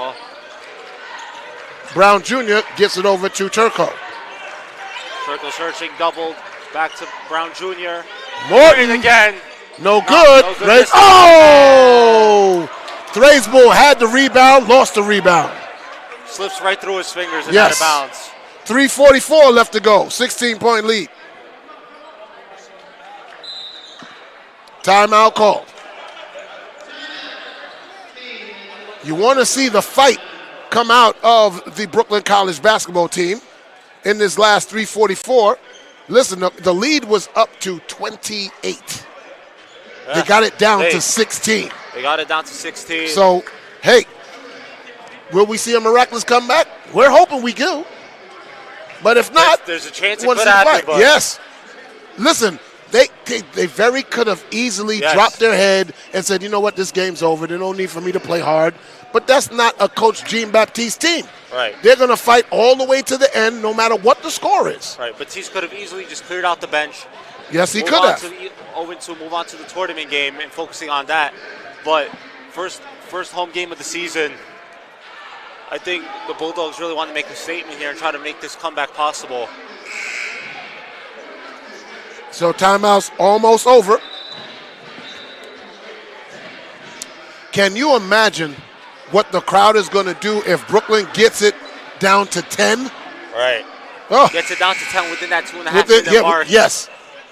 And leave them a 4-possession game with 3 3-pointers and 9 fouls on the floor. Because then the pressure would all be on Kane to try to execute perfectly. That's right. So here we go. Inbound to Brown Jr. Top of the key to Upshaw. Upshaw searching, closely guarded. Brown Jr. Back to Brown Jr. Brown Jr. looks, searches, back to Morton. Morton to Upshaw in the corner. 3. Back to Morton. Morton for 3. Knocked Oh, it down. gosh. That's just kapow, kapow. He's been delivering big all night. Yes, he has. Joe Charles. 3-pointer. No good. Turco the rebound. They push. They have numbers. Phillip Brown around with the layup. And the three-point opportunity is in play as Kane goes back up 21, 79, 58 with 3:09 remaining. And that foul was on Thrasbull, his second.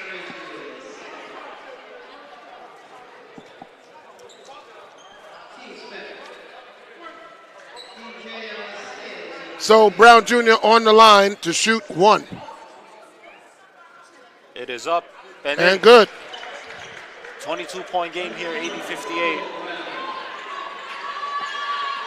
So Dale over to Randall. Oh, he lost the handle. Upshaw takes it right from him, drives in, over, and the floater is good.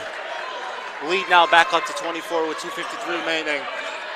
So it went the opposite direction, Sean. Yep.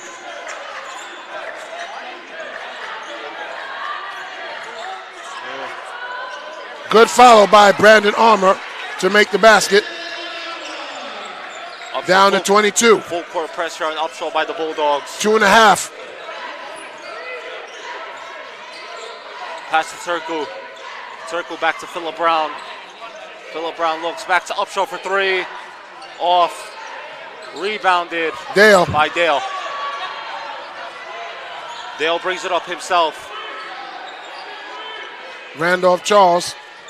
Charles wanted to go for the three. Second thoughts. Drives in. Around. No good.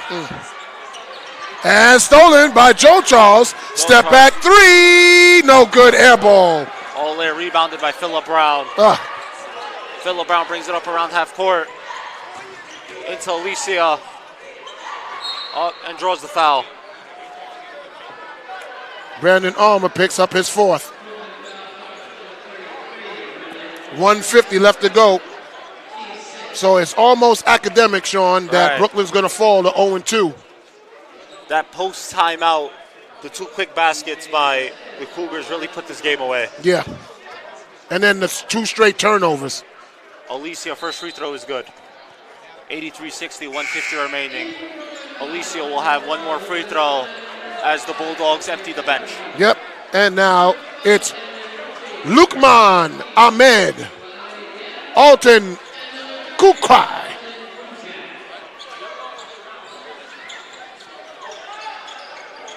Number 5, Munir Ibrahim. Number 12, Edmund Rucci. And number 13, Adelaide Guy. Alicia's second free throw is good. Lead up to 24. So is Rucci bringing the ball up, gets over the Guy. Back to Rucci. Back to Guy. High to Lukman. Lukman. Rucci. Back to Guy. 8 on the shot clock.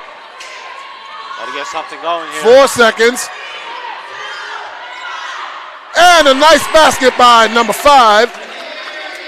That's Ibrahim. Upshaw brings it up for Kane. Past half court.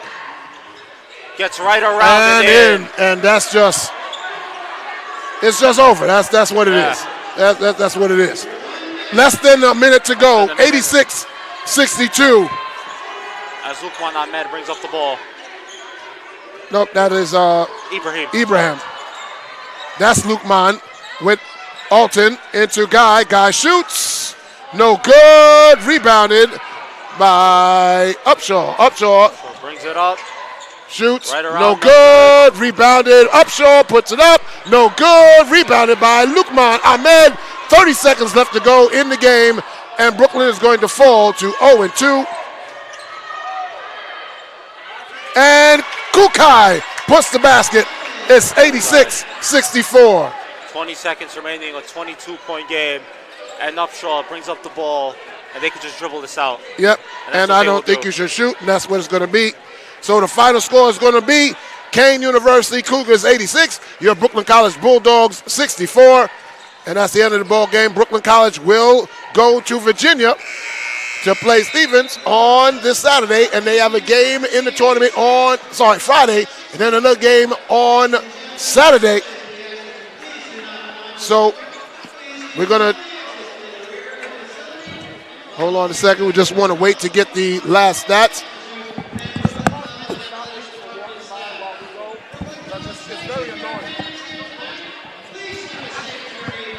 away from the stats from downstairs. It's going to be very interesting to look at these second half stats. Yes, most definitely. We go from Kane completely controlling the tempo to Brooklyn. Yeah, we want to close the gate so people can, making a comeback. Yeah. But, Sean, it was a valiant effort put on by Brooklyn College, but Kane just overwhelmed them in the second half, just gave Brooklyn no choice, no chance, defensive lockdown, and it was just, they just tried to do the best they could. And listen, it's only the second game of the season, learning curve, new pieces, new players trying to fit in, and hopefully you get all the experience you need to get in, so when the new year comes in, you're playing conference basketball, you're ready to defend. Especially with a team like Kane that's out of your conference. Yes. So the New Jack Conference is always a tough conference. Right. So they're not used to playing against teams like this. And one thing that Kane really did was every missed shot that Brooklyn had, immediately rebound in transition. Yes. Pushing that pace, pushing that basketball. Reminds me of the Indiana Pacers, just wanting to up and score. Just running. Yeah. And can the defenders keep up? We don't know. So it is 86-64. That's the final score here from the West Quad Gymnasium. We are still waiting for the final stats. From downstairs. Hopefully we'll be getting that shortly. Stats. Wait, Michael. Thank you. So they say this is how we do it. That's not how we want to do it from Brooklyn. That's not how you do it. Oh. So I want to say thank you to the Brooklyn College cheerleaders, head coach Tony Ancona, for them bringing out here and bringing the energy all night.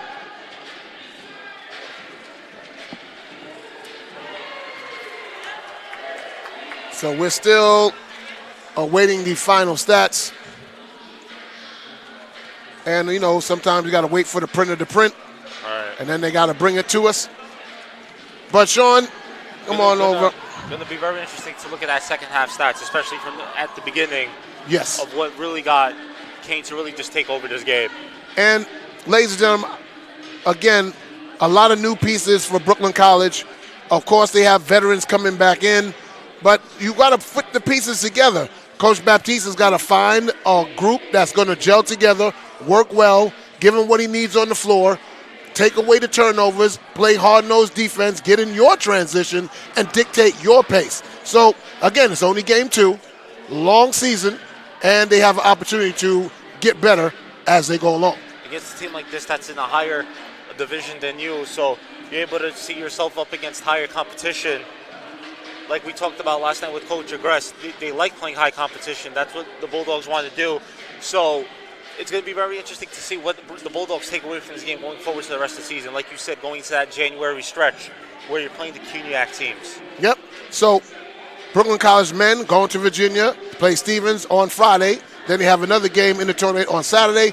The women basketball team on Friday will be going to Maryland, and they're going to play a away game against a very tough opponent. And hopefully they come back with another win, and Brooklyn College can go, the men can go and get themselves righted and pick up their first win on the road, and then come back in December and pick up their first win here at the West Quad Gymnasium. So what do you think? Absolutely, especially that first home game being against Baruch. No, John Jay. John Jay, sorry. John Jay is the first game. Yes. And that's going to be very interesting because for the women, it's the rematch of the rematch of the rematch of the last 3 championship games. So it's going to be very, very interesting to see that take place. But don't think about that right now. Think about the next game on Friday for the women and the men. And for Coach Megan Campbell and Coach Jeffrey Jean Baptiste, they have their work cut out for them. They know what the mistakes are being made. They know they're going to get back in practice, do what they have to do, get back on the court, and then play Brooklyn College Bulldog basketball. And for the men, you got to go back, look at the tape, see what went wrong. Like you said, figure out the rotations here as the season gets along, who plays well with who could come off the bench and provide you that spark. A guy like McFadden who did that last season and played well tonight. So it'll be interesting to see what the Bulldogs take away from this game going forward. It's going to be very interesting to see. So for myself, Sean, Mark, say it one more time. Markissick. Why do I get tongue-tied on this last name? All right, I'll follow. I'm going to get it, man. I'm going to get it. And for T-Money, for Jonathan Pariente, for Sadiq, for Mike, for Tim, for everybody here at the West Garden Gymnasium, we'll say thank you for tuning in to 2024 Brooklyn College Men's Basketball here on YouTube.com, your home for everything Brooklyn. Take care, good night, and God bless. Have a good night, guys.